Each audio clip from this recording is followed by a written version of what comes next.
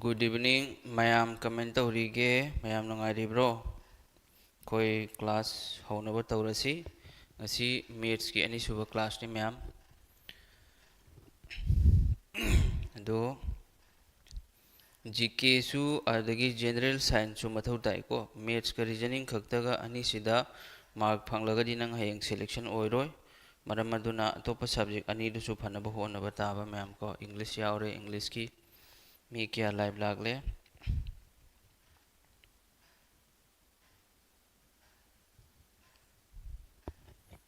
good evening laknaro mayam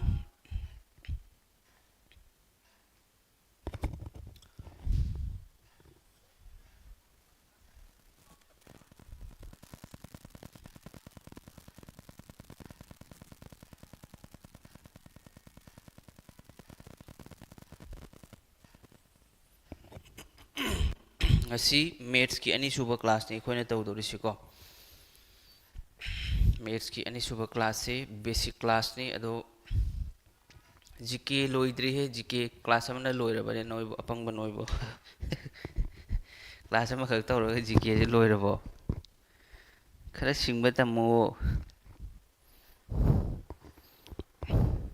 class ama khak tawraga sum GK se duna lohelasi hairo oja kanna kanna laubino ikhoi baji na BP lai haido khambra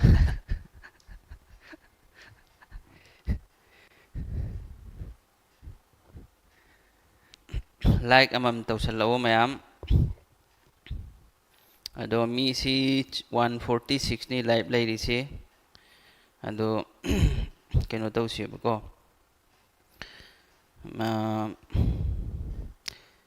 like namsalawo adagi keno da comment wathi warem tawrokanu ko larik nang paningdradi la keno tawningdradi class yawningdradi phajana thoko kari manangonda chaisu chairoi nangonda sausu sauroi siga youtube ari se free ni mayam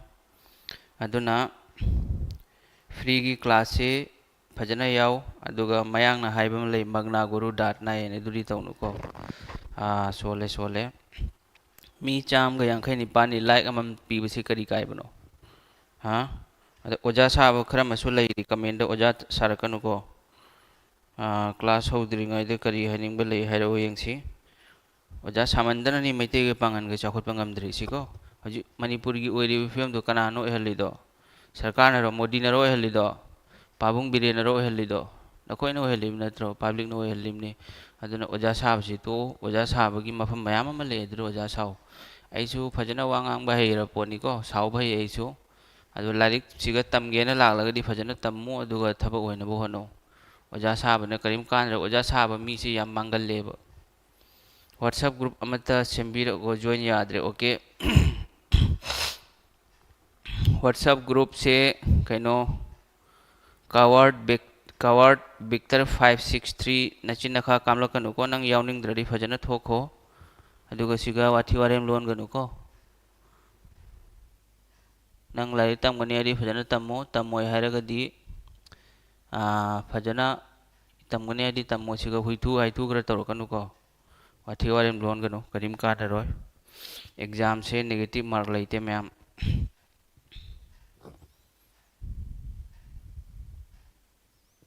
si larik tampham ni siga nachin kha kam ga dabore Facebook Instagram leiri duga phajana video da mobile sumain thammo aduga semaga nopa macha oiradi namai du ullaga kamla udana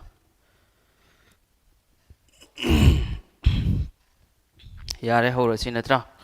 aduga noigi screen do full screen thammo comment tu yengunu ko karigi noi di yum amada pokpa angang imung amagi mapagi macha se manga leire khalo manga mak to loi chap mana dabne baduna student singi manung da su afaba su yauri phattaba su yauri lamhen ba su yauri discipline yawda ba su mayama ma yauri aduna noiga manraga di yaro duga chin kha kamadi tawrokanu ko ai ngasi phawba student amada aiwa kana haidri adagi chaisu chaidri afaba watani aina harise aina jo taliba class se aigi phajana base piragani tai se ko adu siga nangna adu ata aina tawbadu tawrokanu cut off mark kya oigi haiba SSC की question type तो change तौखरबो इडुक्विटी से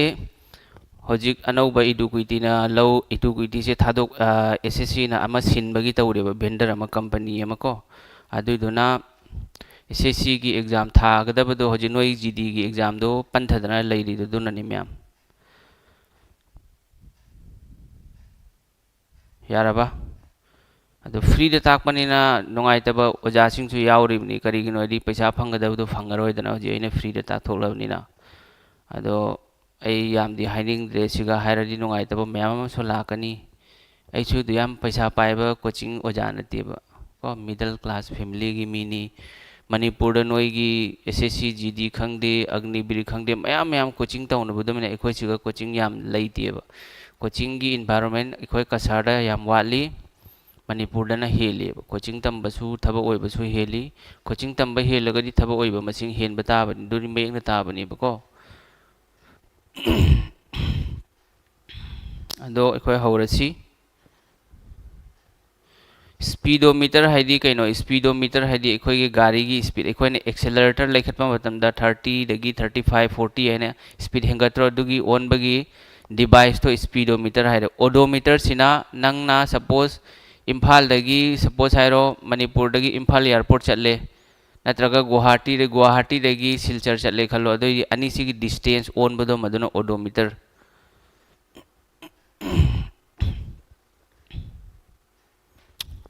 यारे नत्रा फरे दुरी येंगसी हौरसी वाथी वारेम तरोकनो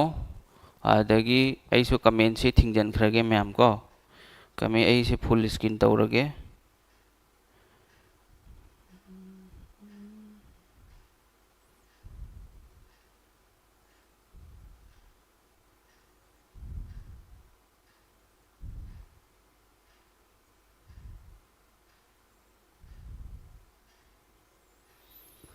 फरे दो हौजिखोय हौरसी ma'am को ngasi से मैथ्स की अनिसुबा बेसिक क्लास नी मैथ्स की बेसिक की अनिसुबा क्लास मैम को दोसिगा अखोइ करी करी तमगनी यंगोन अखोइ की हौजिक थागदौरिबा अग्निवीर से सिदी इलाइ लाइबा एग्जाम नी को अदो खजिक्तंग मैथ्स तो नोई हयेंग तुंगदा तौरक मतमदा हेना खंगबदा लाइनबा आइना दुगिनी आइना हौजिक बेसिक क्लास तौरेसी को नत्रदि डायरेक्ट परसेंटेज दगी दुम रेशियो दगी प्रॉफिट लॉस दगी सिंपल इंटरेस्ट दगी सुम हौबा याइबा आइसेफ LCM दगी को पर नोई खंगबा ngamloi खंगबसु म्याम मा यावरी GD की थबा होनबा अंगांग दुरी मोइदी अग्निवीर सिदी मिट तुमगा सुम तौबा ngamखिने बट नौना थबा होनरेबा अंगांग सिंगदी खंगबा वानिबा करिगनोदि मैथ से मी खुदिमकता लोइनमकता कंफर्टेबल ओइदेबा मैथ से अयाम्बा अंगांग सिंगी अंगांग सिंग तौबदा यामना वाइबा करिगनोदि नोइना स्कूल तमलिगै मतमदा खंगलक्तबदो दुना प्रॉब्लम ओइरिबनिको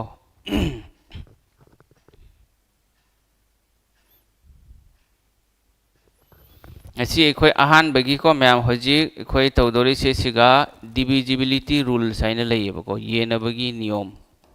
येना पथाप आइना हारे मसीगी से हाना खंगसिको डिविजिबिलिटी रूल्स यान ताराबा से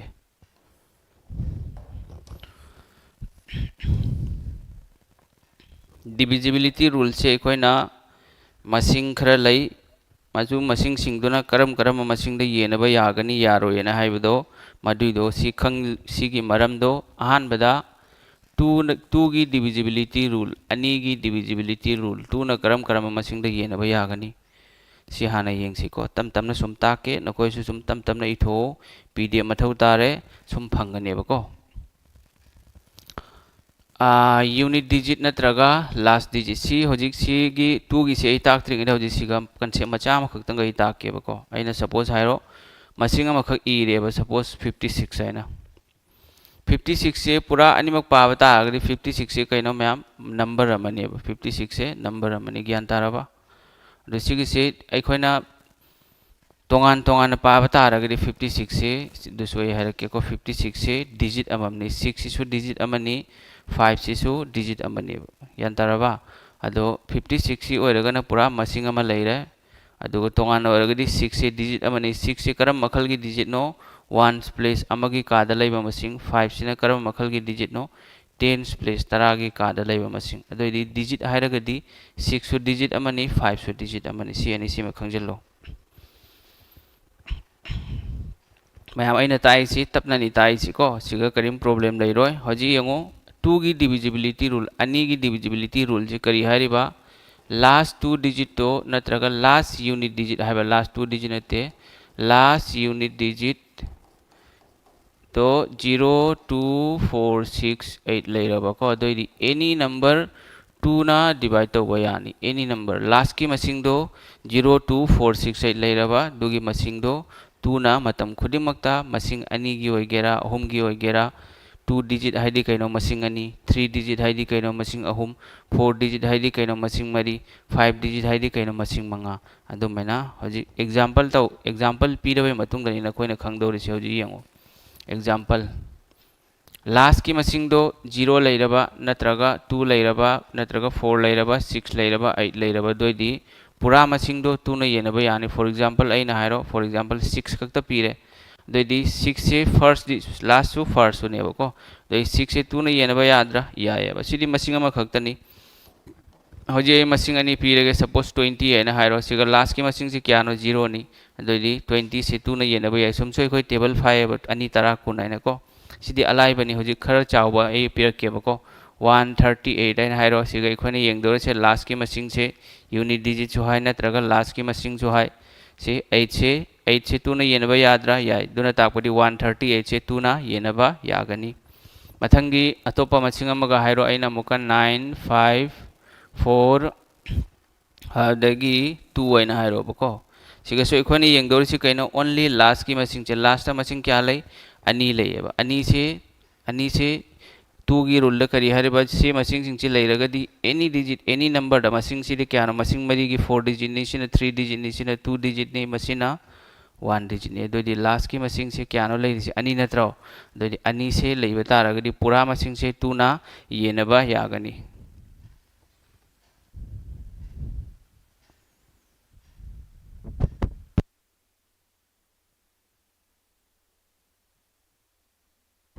मैम यारे को सिफाव नखोई ज्ञान तारमनी मखादी अमुक यंगसी सिदी मसिंग मरी गिनी मसिंग मंगा के सु पीबा यायबा सपोज अइना हाइरो 999999 हाइना सी मसिंग क्या सुरे मंगा सुरबा अमगा य हपचलगे 4 हैना हपचलो एनी नंबर होइसनो मसिंग मंगा ना साबो होइगेरा तरुक ना साबो होइगेरा नत्रगा तरे ना साबो होइगेरा इखोइना चेक तौदोरसी ओनली लास्ट की मसिंग से 2 न येनबा याब्रा याद्रा करिंगमा 2 की येनबगी रूल दुदा ले यावरगदी 4 से 2 की येनबगी रूल ले यावद्रो 0 2 4 6 8 यावरिबा दुना 4 9 9 सिगे नंबर से मसिंग तरुक की से मसी पूरा नंबर से 2 ना येनबा चले दुनी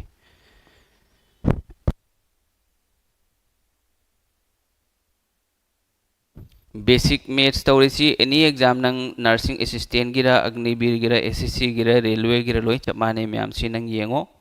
को बेसिक ता नर्सिंग असिस्टेंट की हाइबा रेलवे की हाइबा एसएससी की हाइबा लेते basic is same for any government exam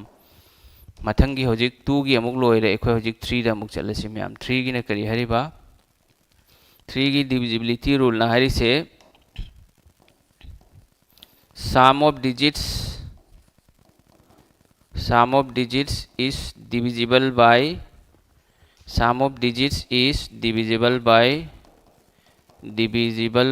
3 है बको divisible by 3 है बदी एग्जांपल पीरग खंगनी से एग्जांपल लाइन है सपोज 59 है 15 सिदी एकोई समझो खंगे अब 15 से 3 न येनबा याद्रो यायबको अहुम ना क्या रख चली मंगा रख चली सिदी एकोई खंगे अदो मा की हाइरिबा रूल सिगी मतुंग in the sum of digits हाइदी कैनो डिजिट से एकोई प्लस तौदोरिबा मैम को हजी यंगो से सिदी 35 से एग्जांपल ने दो सिगी से माई हाइरिबा रूल सिगी मतुंग इन कमाई पुथोकनी सम ऑफ डिजिट्स हाइदी 1 सु डिजिट अमनी 5 सु डिजिट अमनी दो क्या होरे 6 होरबा 6 से अहुम न येनबा याब्रा याद्रा यायदना अहुम न क्या रख चली अनि रख चली दना अदो दुना ताकोदी 15 से 3 ना येनबा यारे सिदी मसिंग मचानी दुना नंग लाइरे होजी अचो मसिंग तौसेबको करिनो दिसी एनी एग्जाम दा नंबर सिस्टम दा यावरी से which of the following number is divisible by 3 हाइरकनी 4 हाइरक पे याय 5 हाइरक पे याय अदगी 88 हाइरक पे याय 44 हाइरक पे याय दुमैना हाइरकनी बको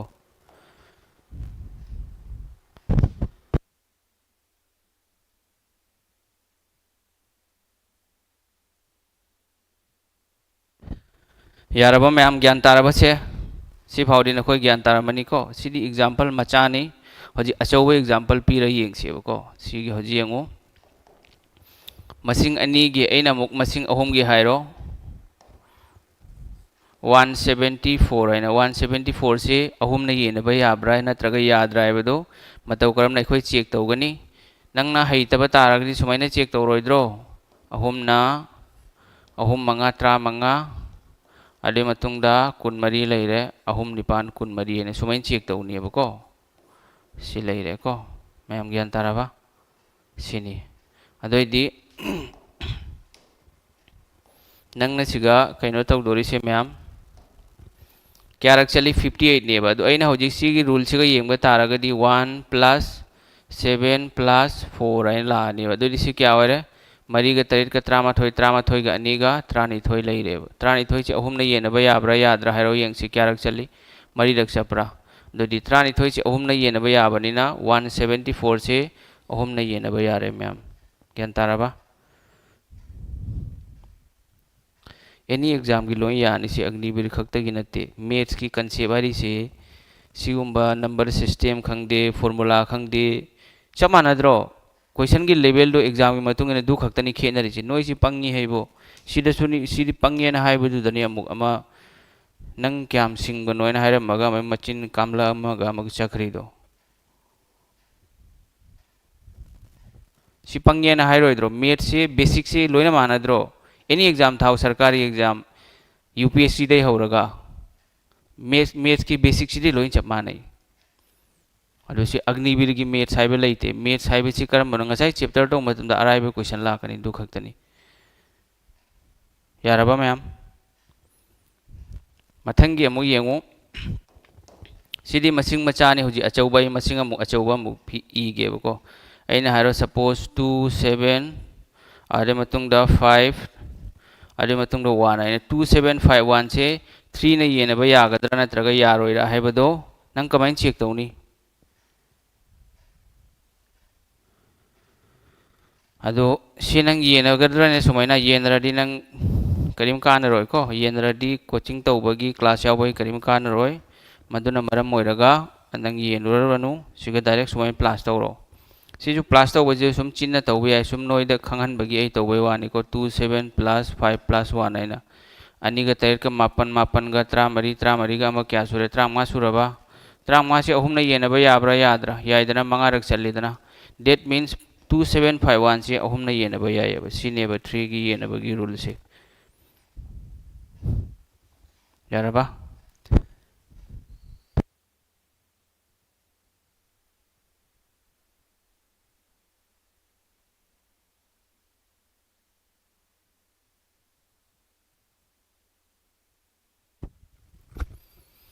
हंदकी टीए से अइना खंगजबदली चाहिदा अमुरक वन टाइम चाहिदा अमुखक्तंग लाकपनी को हंदुंग मथंगी लाकदरा नत्रगा लाओइद्रा हाइबदुरी ऐ हाइबा ngमोय मथंगी होजिंग मसिंग अचौबा मु ऐ हाइगेबको अचौ मसिंग हाइरो सपोज अइना हाइरो 9 8 7 6 5 सी 3 ने येनबा यागदरा यारोइरा हाइरो यंगसिन खोय 3 ने येनबा याब्रा याद्रा 3 की मल्टीपल यावर सिउरबसे 9 सि कक्थनबा यानिको अदु कक्तबिदे सुम प्लस तौरगा तौरिसि नोय खंगबदा लाइना बायना मापन गा निपान गा त्रा का तरे का कुनमरी गा तरु का कुंथ्रा गा मंगा गा क्या सुरे कुंथ्रा मा से 3 ने येनबा याब्रा मैम 3 की multiple the ओइदे point लाकने बदुना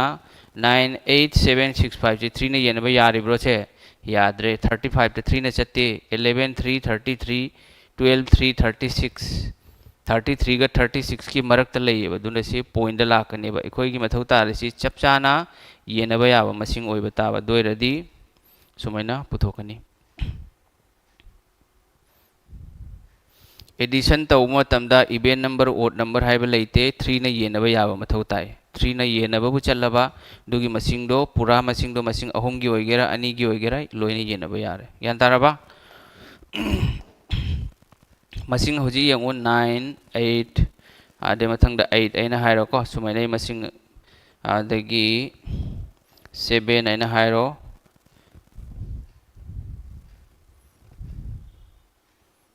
adagi 4 hairo si masing si 3 na yenaba yabra yadra and exam do sumaina hanglakane ba hayang soidana laktoramni which of the following numbers is divisible by 3 natragana not divisible by 3 and hairakane ba duga nang si masing se any pirakane ba ko madui do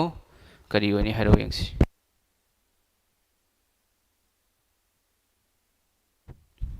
मसिंग दो odd number event number है लेते plus तौरगा 3 की multiple होइरबा नत्रगा 3 ना येनबा यारबा अदोदी पूरा मसिंग दो 3 ना येनबा चले को ये ओड नंबर इवेंट नंबर है लेते मापन नी 35 त्रोसी अनि सिदै 35 लेरे सिगा क्यानो 33 को 35 का 33 का 34 गा सिगा क्यानो 11 नत्रो 34 का 11 के क्या सुरे 45 सुरबा 45 से 3 ना येनबा याबरा 3 ना याय क्यारक चली 3 मारक चली बा मैम ज्ञान तारे दना दोइदि होजि सी दे मुथत खरगे को सी मुथत खरगे सी ओइरानि सी मैम दोइदि अहुम ना हाइदि पूरा मसिंग से 3 ना येनबा यारे मैम ज्ञान तारबा सी फावबा ज्ञान तारबा 2 गी खंगले कोई 3 गी खंगले आदगी 4 लेरी 5 लेरी 6 लेरी सी खक्तने इखोने खंगदोरि सी मैम को मखा ताबरी नंबर सिस्टम दे कोई येंगदोरि मी होजि नखोइगी सी होजि खंगो मथौ ताई दुगिनी एना सी अहमद खंगली सी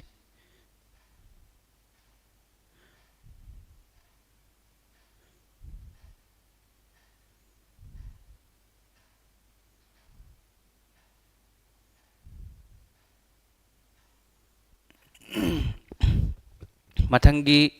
मथंग अमुक चलसी यंगो मथंगी दोना होजिक 4 गी अमु येंगसी 4 गी डिविजिबिलिटी रूल न करी हाइरी 4 गी डिविजिबिलिटी रूल न हारिबा लास्ट 2 डिजिट इज लास्ट की मसिंग अनि दो लास्ट की मसिंग अनि दो last 2 digit is divisible by 4 हाइबा 4 ना येनबा यारबा लास्ट की मसिंग अनि दो दोदि पूरा मसिंग दो 4 ना येनबा यारे मैम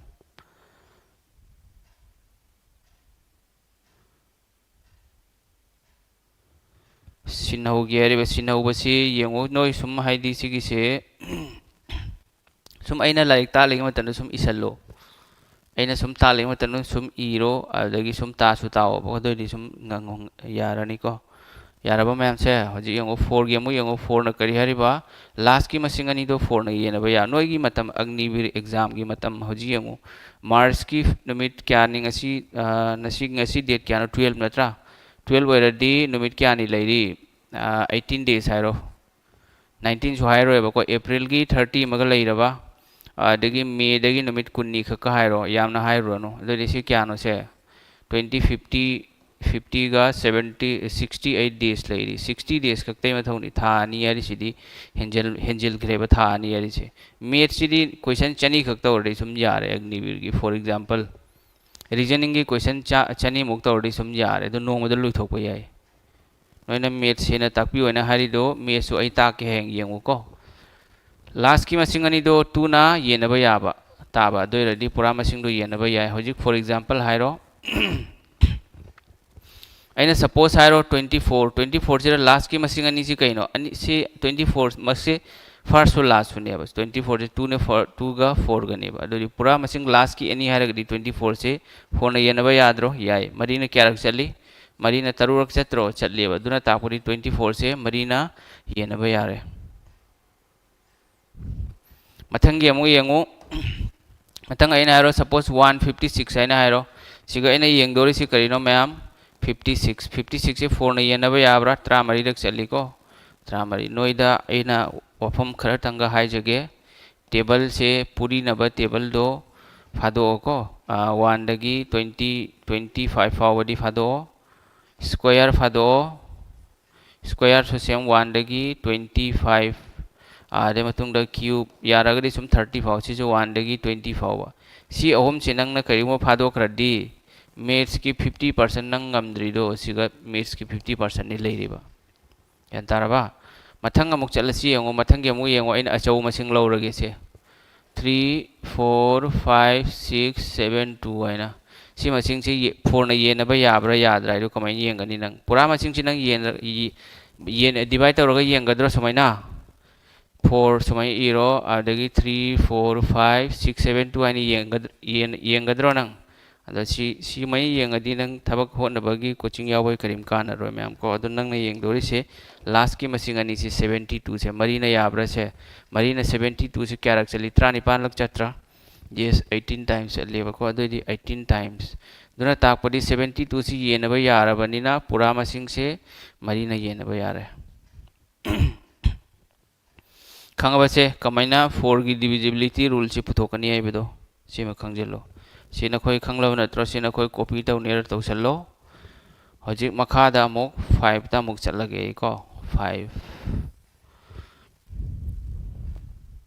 कोई हजिक अइन तुंग मथंगी टॉपिक तालकदोरिदो दुगी मथौ ताबै मतुंगिननि नोइदा तालिसि को मथंग यंगोसे 5 ती मैम जु खंगलमगनी मंगाना करम करम मसिंग द येनबा याय दो को मंगाना करम करम मसिंग द येनबा याय लास्ट डिजिट तो नत्रगा यूनिट डिजिट जो है लास्ट डिजिट है रसु याय यूनिट डिजिट है रसु याय लास्ट डिजिट इज 0 और 5 0 नत्रगा 5 वैरबा एनी मसिंग 5 ने येनबा यागनी फॉर एग्जांपल दे येंगो मैम को एग्जांपल दा अइना सपोज 10 है लास्ट डिजिट से 0 नि 5 ने येनबा याद्रा याय मथंग अइना है 155 अइना लास्ट डिजिट से कइनो 5 नि मसिसु 5 ने येनबा याद्रा याय मथंग अइना मुका हाइरो 39995 अइना हाइरो अइना येंगदोरि से कइनो लास्ट की मसिंग से खक्तनी येंगदोरि से लास्ट से 0 यावब्रा नत्रगा 5 यावब्रा दु येंगोबा 0 नत्रगा 5 यावरगदी पूरा मसिंग से 39995 से 3 ना येनबा यागनीबको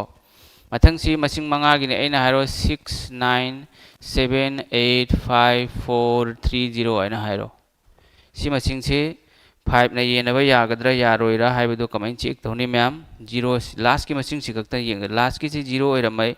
0 ओइरबनिना पूरा मसिंग से मंगा ना येनबा यारेबा यान ताब्रा सी फाउदिना कोई खंगलबा अदु 0 नत्ता सिगा 1 लेरमगदी मंगा ना येनबा यारोइ सिमजु खंगजेलो मथंग होजिक येंगो 2 3 4 5 लेरे को मथंग गी एना तौदोरि से 10 गी तराना करम करम मसिंग द येनबा याय तराना करम करम मसिंग द येनबा याय मैम तराना करम करम मसिंग द येनबा यागनी मैम लास्ट डिजिट तो लास्ट की मसिंग दो 0 लेरबा मतम खुदिमक्ता एनी नंबर 10 ना येनबा यागनी लास्ट की मसिंग दो 0 लेबा तारगदी एनी नंबर ताना येनबा यागनी फॉर एग्जांपल अइना हाइरो फॉर एग्जांपल को तारा से 0 ले नत्रा से यारे सपोज हाइरो अइना हाइरो 250 हाइरो से 0 लेब्रा ये सिसु यारे मथंग देने का हाइरो 999111110 अइना हाइरो सेगा 0 लेबा ताई मतम खुदिमक्ता मथंग अइना हाइरो 1999999 अदे मको 5 हाइरो सी ताना येनबा यागद्रा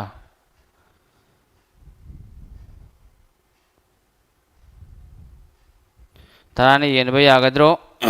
तराना सिगिसी येनबा यारोय करिगिनो आईडी सिगा तरागी दमक्ता 0 लेइ मथौ ताई मैम को सिगदी 0 लेइथे मंगानी दुना मरम ओइरगा तराना येनबा यारोय यान ताराबा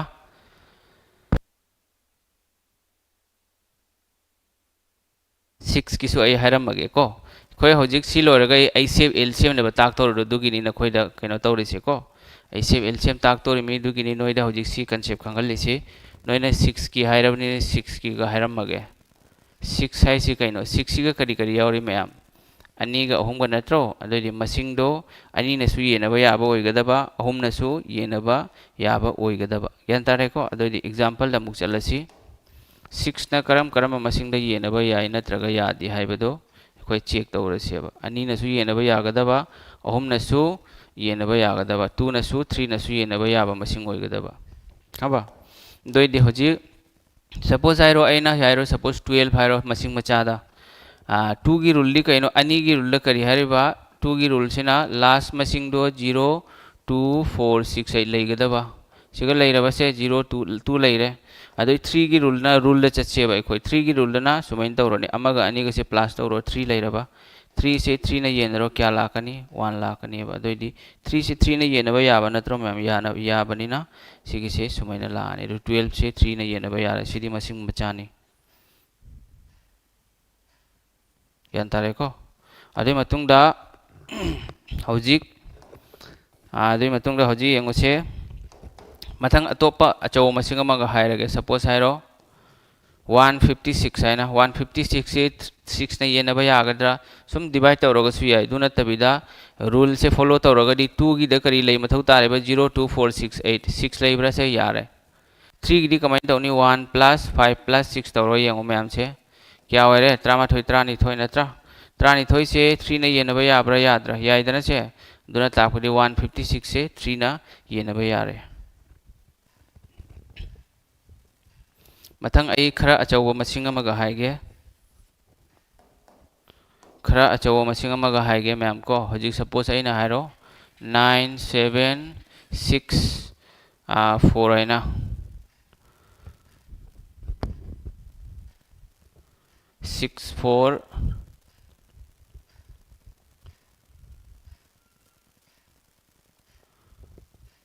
आदि मतुंगदा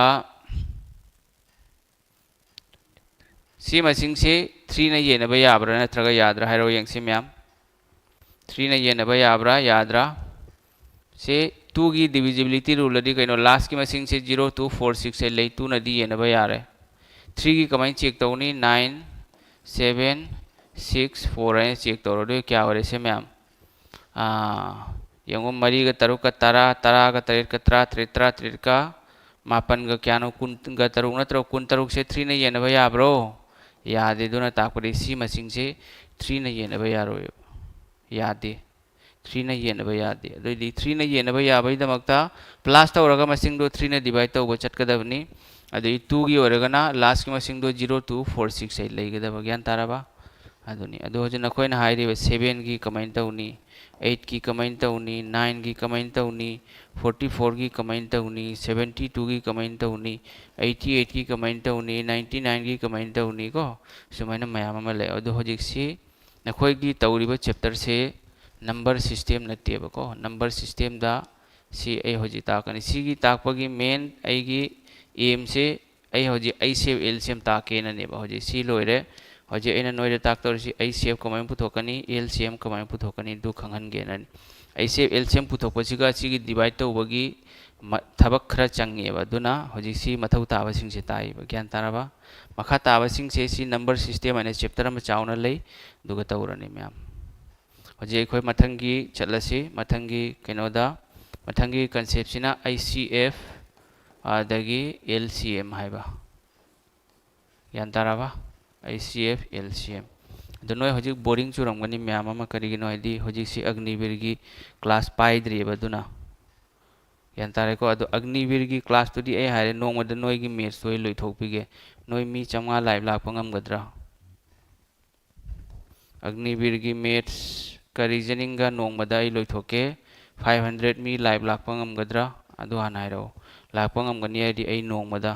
नुमित हुमनी की मतुंग दा ऐसी डायरेक्ट मेथ्स का रीजनिंग का डायरेक्ट लोइथोके मी चंगा लाइव लाख मथौ तानी पूरा मेथ्स का रीजनिंग का दो ताकप लोइद्री फाव मी चंगा मक्तु नखोय लैबा ngमगद्रा क्लास पुंग अहुम ओइबे याय मरी ओइबे याय को मंगा ओइखेबे याय मदुइदुर नंगना पूरा मी चंगा लेपकनी हायरदी मी चंगा दो लाइव क्लास तो लोइद्री फाव क्लास यावनी हायरदी आई ताके ngमगद्रा हायरो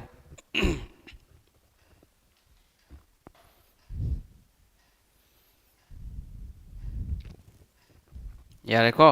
हजी ICF LCM सी चत्रिंगैदा फैक्टर हाना खंगसेब फैक्टर हाइसि करिनो हैना फैक्टर हाइसि मैम करिनो यंगो को फैक्टर हाइदि सपोज आइना हाइरो 10 से कोई कमाइना ई सुमाइना इदर 10 अमा 10 आदे अनि मंगा 10 हैना इदरा यस ई ते इबा यारिब्रा 10 से याद्रेबा सी हजिक मसिदगी खोय फैक्टर्स ऑफ 10 तरह की फैक्टर्स करी करी यंगो तरह की फैक्टर्स से करी करी लई दोई मतुंगदा सिगा फैक्टर मसिंग क्या नो नंबर ऑफ फैक्टर मसिंग क्या नो सी हाना पुथोक्सी को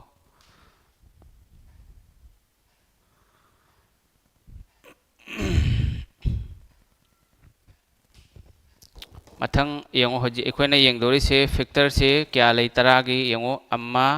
अन्नी अहोम मरी ꯐꯦꯛꯇꯔ ꯃꯁꯤꯡꯗꯤ ꯀꯌꯥ ꯂꯥꯛꯀꯅꯤ ꯃꯌꯥꯝꯁꯦ ꯃꯔꯤ ꯂꯥꯛꯂꯕ ꯑꯗꯣ ꯇꯔꯥꯒꯤ ꯐꯦꯛꯇꯔ ꯍꯥꯏꯔꯒꯗꯤ ꯇꯔꯥꯁꯦ ꯀꯔꯤ ꯀꯔꯤ ꯃꯁꯤꯡꯅ ꯄꯨꯔꯤꯅꯕ ꯌꯥꯏ ꯃꯈꯣꯏꯒꯤ 1ꯅꯁꯨ 2ꯅꯁꯨ 5ꯅꯁꯨ 10ꯅꯁꯨ ꯌꯥꯗ꯭ꯔꯣ ꯁꯤꯒꯤ ꯃꯔꯤꯁꯤꯅꯤ ꯁꯤꯒ ꯂꯥꯛꯏꯁꯦ ꯑꯃ ꯑꯅꯤ ꯑꯍꯨꯝ ꯃꯔꯤ ꯇꯣ ꯁꯤꯅꯤ ꯐꯦꯛꯇꯔ ꯍꯥꯏꯅ ꯍꯥꯏꯔꯤꯁꯤ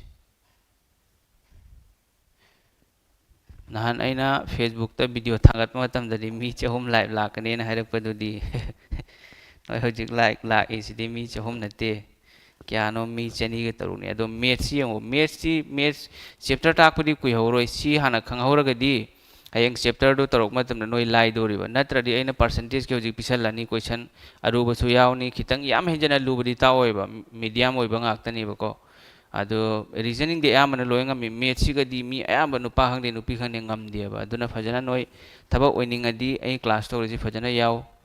ꯋꯥꯊꯤ ꯋꯥꯔꯦꯝ ꯍꯥꯏꯗꯤ ꯈꯠꯅꯔꯒ ꯀꯔꯤ ꯀꯥꯟꯅꯩ ꯑꯩꯒꯤꯁꯨ ꯅꯣꯏꯒ ꯑꯩꯒ ꯈꯠꯅꯕꯒꯤ ꯀꯩꯁꯨꯝ ꯃꯊꯧꯁꯨ ꯂꯩꯇꯦ ꯑꯩꯗꯤ ꯑꯣꯖꯥꯅꯤ ꯑꯩꯅ ꯖꯣ ꯉꯝꯖꯕꯗꯨ ꯅꯈꯣꯏꯗ ꯍꯦꯜꯞ ꯇꯧꯕꯅꯦꯕꯀꯣ ꯅꯪ ꯉꯝꯗ꯭ꯔꯦ ꯅꯪ ꯍꯦꯜꯞ ꯇꯧꯕꯤꯔꯨꯅꯨ ꯀꯅꯥꯃꯗ ꯑꯗꯨꯒ ꯃꯤꯉꯣꯟꯗꯁꯨ ꯑꯀꯥꯏꯕꯗꯤ ꯄꯤꯔꯨꯅꯣꯕ ꯑꯗꯨꯗꯤ ꯐꯠꯇꯦꯗꯅ ꯑꯗꯨ ꯈꯨꯗꯤꯡꯃꯛꯁꯤ ꯑꯩꯈꯣꯏ ꯒ꯭ꯌꯥꯟ ꯇꯥꯗꯕꯗꯒꯤ ꯇꯧꯔꯤꯕ ꯉꯥꯛꯇꯅꯤꯀꯣ ꯅꯈꯣꯏꯁꯤ ꯑꯩꯒꯤ ꯌꯦꯛꯅꯕ ꯅꯠꯇꯦ ꯃꯊꯪ ꯌꯦꯡꯉꯨꯁꯦ ꯃꯊꯪ ꯑꯩꯅ ꯍꯥꯏꯔꯣ ꯁꯄꯣꯁ 24ꯒꯤ ꯐꯦꯛꯇꯔꯁꯦ ꯀꯔꯤ ꯀꯔꯤ ꯑꯣꯏꯅꯤꯅ ꯍꯥꯏꯔꯣ 24ꯒꯤ ꯐꯦꯛꯇꯔ ꯀꯔꯤ ꯀꯔꯤ ꯑꯣꯏꯕ ꯌꯥꯏ 1ꯗꯒꯤ 24 ꯑꯃ 24 ꯂꯩꯕ꯭ꯔꯥ ꯁꯨꯃꯥꯏ ꯌꯥꯔꯦ 2ꯅꯁꯨ ꯌꯥꯏ 23 ꯑꯅꯤ 24 ꯍꯥꯏꯕ ꯌꯥꯏ ꯌꯦꯁ 3ꯅꯁꯨ ꯌꯥꯕ꯭ꯔꯥ 3 9 24 ꯍꯥꯏꯕ ꯌꯥꯏ 4ꯅꯁꯨ ꯌꯥꯏ 4 3 24 ꯍꯥꯏꯕ ꯌꯥꯏ ꯑꯇꯩꯁꯨ ꯌꯥꯕ꯭ꯔꯣ ꯑꯇꯩ ꯌꯥꯕ꯭ꯔꯥ ꯍꯥꯏꯗꯤ ꯌꯦꯡꯉꯨꯁꯦ 4 3 ꯂꯣꯏꯔꯒ 5ꯗꯤ ꯌꯥꯗꯦ 3ꯒ 4ꯒ ꯁꯤꯗꯤ ꯆꯞ ꯃꯥꯟꯅꯩꯕꯀꯣ ꯍꯟꯖꯤꯟꯕ ꯃꯁꯤꯡ ꯅꯠꯇ꯭ꯔꯣꯁꯦ 4ꯒ 3ꯒ 4ꯒ ꯍꯥꯏꯁꯤ ꯆꯞ ꯃꯥꯟꯅꯩ ꯑꯗꯨꯅ ꯁꯤ ꯑꯩꯈꯣꯏ ꯂꯧꯔꯣꯏꯕ ꯃꯌꯥꯝ ꯒ꯭ꯌꯥꯟ ꯇꯥꯔꯕ ꯃꯊꯪꯗ 7ꯁꯨ ꯌꯥꯗꯦ ꯃꯊꯪ ꯑꯃꯨꯛ ꯍꯥꯏꯔꯣ 9ꯒ 3ꯒꯁꯨ ꯌꯥꯏ ꯕꯠ ꯑꯩꯈꯣꯏ ꯑꯣꯜꯔꯦꯗꯤ ꯁꯤꯒ ꯏꯈ꯭ꯔꯦꯗꯅ 9ꯒ 3ꯒ ꯑꯗꯨꯅ ꯁꯤꯁꯨ ꯌꯥꯔꯔꯣꯏꯕ ꯃꯌꯥꯝ ꯑꯇꯩꯗꯤ ꯂꯩꯇ꯭ꯔꯦ ꯃꯌꯥꯝ ꯀꯣ ꯑꯗꯨꯅ ꯁꯤꯒ 24ꯒꯤ ꯐꯦꯛꯇꯔ ꯍꯥꯏꯗꯤ ꯁꯤꯒ ꯂꯩꯔꯤꯕ ꯃꯁꯤꯡ ꯈꯨꯗꯤꯡꯃꯛꯁꯦ 24ꯒꯤ ꯐꯦꯛꯇꯔꯅꯦꯕ ꯁꯤꯒ ꯂꯩꯔꯤꯕ ꯃꯁꯤꯡ ꯈꯨꯗꯤꯡꯃꯛ ꯅꯝꯕꯔ ꯑꯣꯐ ꯐꯦꯛꯇꯔ ꯍꯥꯏꯗꯤ ꯃꯁꯤꯡ ꯀꯌꯥꯅꯣ ꯌꯦꯡꯉꯣ 1 2 3 4 ꯃꯔꯤꯁꯤꯗ ꯃꯁꯤꯡ ꯑꯃꯗ ꯂꯥꯏꯟ ꯑꯃꯃꯝꯗ 2 2 ꯑꯣꯏꯔꯗꯤ ꯐꯦꯛꯇꯔ ꯀꯌꯥꯅꯣ 24ꯒꯤ 9 ꯅꯠꯇ꯭ꯔꯥ ꯁꯤꯅꯤ ꯒ꯭ꯌꯥꯟ ꯇꯥꯔꯕꯁꯦ ꯑꯗꯣ ꯅꯣꯏ ꯃꯦꯠꯁꯇꯤ ꯐꯖꯅ ꯑꯩ ꯇꯥꯛꯄꯤꯒꯦ ꯃꯦꯠꯁꯀ ꯔꯤꯖꯅꯤꯡꯒ ꯖꯤꯀꯦꯒ ꯈꯨꯗꯤꯡꯃꯛꯁꯦ ꯑꯩ ꯐꯖꯅ ꯇꯥꯛꯄꯤꯒꯦ ꯍꯥꯏꯔꯦ ꯅꯣꯏ ꯂꯥꯏꯔꯤꯛ ꯄꯥꯎ ꯑꯩꯉꯣꯟꯗ ꯊꯥꯖꯕ ꯊꯝꯃꯨ ꯑꯗꯩ ꯅꯣꯏ ꯁꯤ ꯇꯥꯛꯑꯣꯏꯗ꯭ꯔꯥ ꯑꯗꯨ ꯇꯧꯔꯣꯏꯗ꯭ꯔꯥ ꯑꯗꯨ ꯇꯧꯔꯛꯀꯅꯣ ꯑꯩ ꯑꯣꯖꯥꯅꯤ ꯈꯪꯉꯦꯕꯀꯣ ꯅꯣꯏꯗꯒꯤ ꯍꯦꯟꯕ ꯃꯌꯥꯝ ꯑꯃ ꯊꯕꯛ ꯑꯣꯏꯍꯟꯈ꯭ꯔꯦ ꯅꯣꯏ ꯑꯒꯅꯤꯕꯤꯔ ꯊꯕꯛ ꯑꯣꯏꯍꯟꯕ ꯀꯌꯥꯝ ꯂꯨꯕ ꯄꯣꯠꯅꯣ ꯑꯗꯨꯁꯨ ꯐ꯭ꯔꯤꯗꯅꯤ ꯑꯩ ꯇꯥꯛꯄꯤꯔꯤꯁꯤ ꯑꯩꯈꯣꯏꯒꯤ ꯃꯅꯤꯄꯨꯔꯤꯗ ꯚꯤꯋꯔꯁꯤ ꯀꯌꯥꯝ ꯌꯥꯝꯕꯅꯣ 2,000 ꯑꯣꯏꯕ ꯌꯥꯏ 3 4ꯗꯩ ꯀꯩꯁꯨ ꯍꯦꯟꯗꯦꯕ ꯃꯅꯤꯄꯨꯔꯤꯗ ꯑꯗꯨ ꯅꯈꯣꯏ ꯈꯜꯂꯤ ꯌꯨꯇ꯭ꯌꯨꯕꯇꯒꯤ ꯄꯩꯁꯥ ꯀꯌꯥꯝ ꯐꯪꯒꯅꯤ ꯁꯤ ꯚꯤꯗꯤꯑꯣꯁꯤꯗ $1 ꯐꯪꯒꯅꯤ ꯑꯗꯨ ꯈꯛꯇꯅꯦꯕ ꯑꯗꯨꯅ $1 ꯑꯃꯗꯨꯗꯤ ꯐꯪꯗ꯭ꯔꯕꯁꯨ ꯆꯞ ꯃꯥꯟꯅꯩ ꯑꯗꯣ ꯑꯩ $1ꯗꯨ ꯅꯠꯇꯦꯕ ꯅꯣꯏ ꯊꯕꯛ ꯑꯣꯏꯍꯟꯒꯦꯅꯅꯦꯕꯀꯣ ꯑꯗꯨꯗꯁꯨ ꯑꯃꯨꯛꯀ ꯋꯥꯊꯤ ꯋꯥꯔꯦꯝ ꯇꯧꯕꯗꯨꯗꯤ ꯅꯨꯡꯉꯥꯏꯇꯦꯗꯅ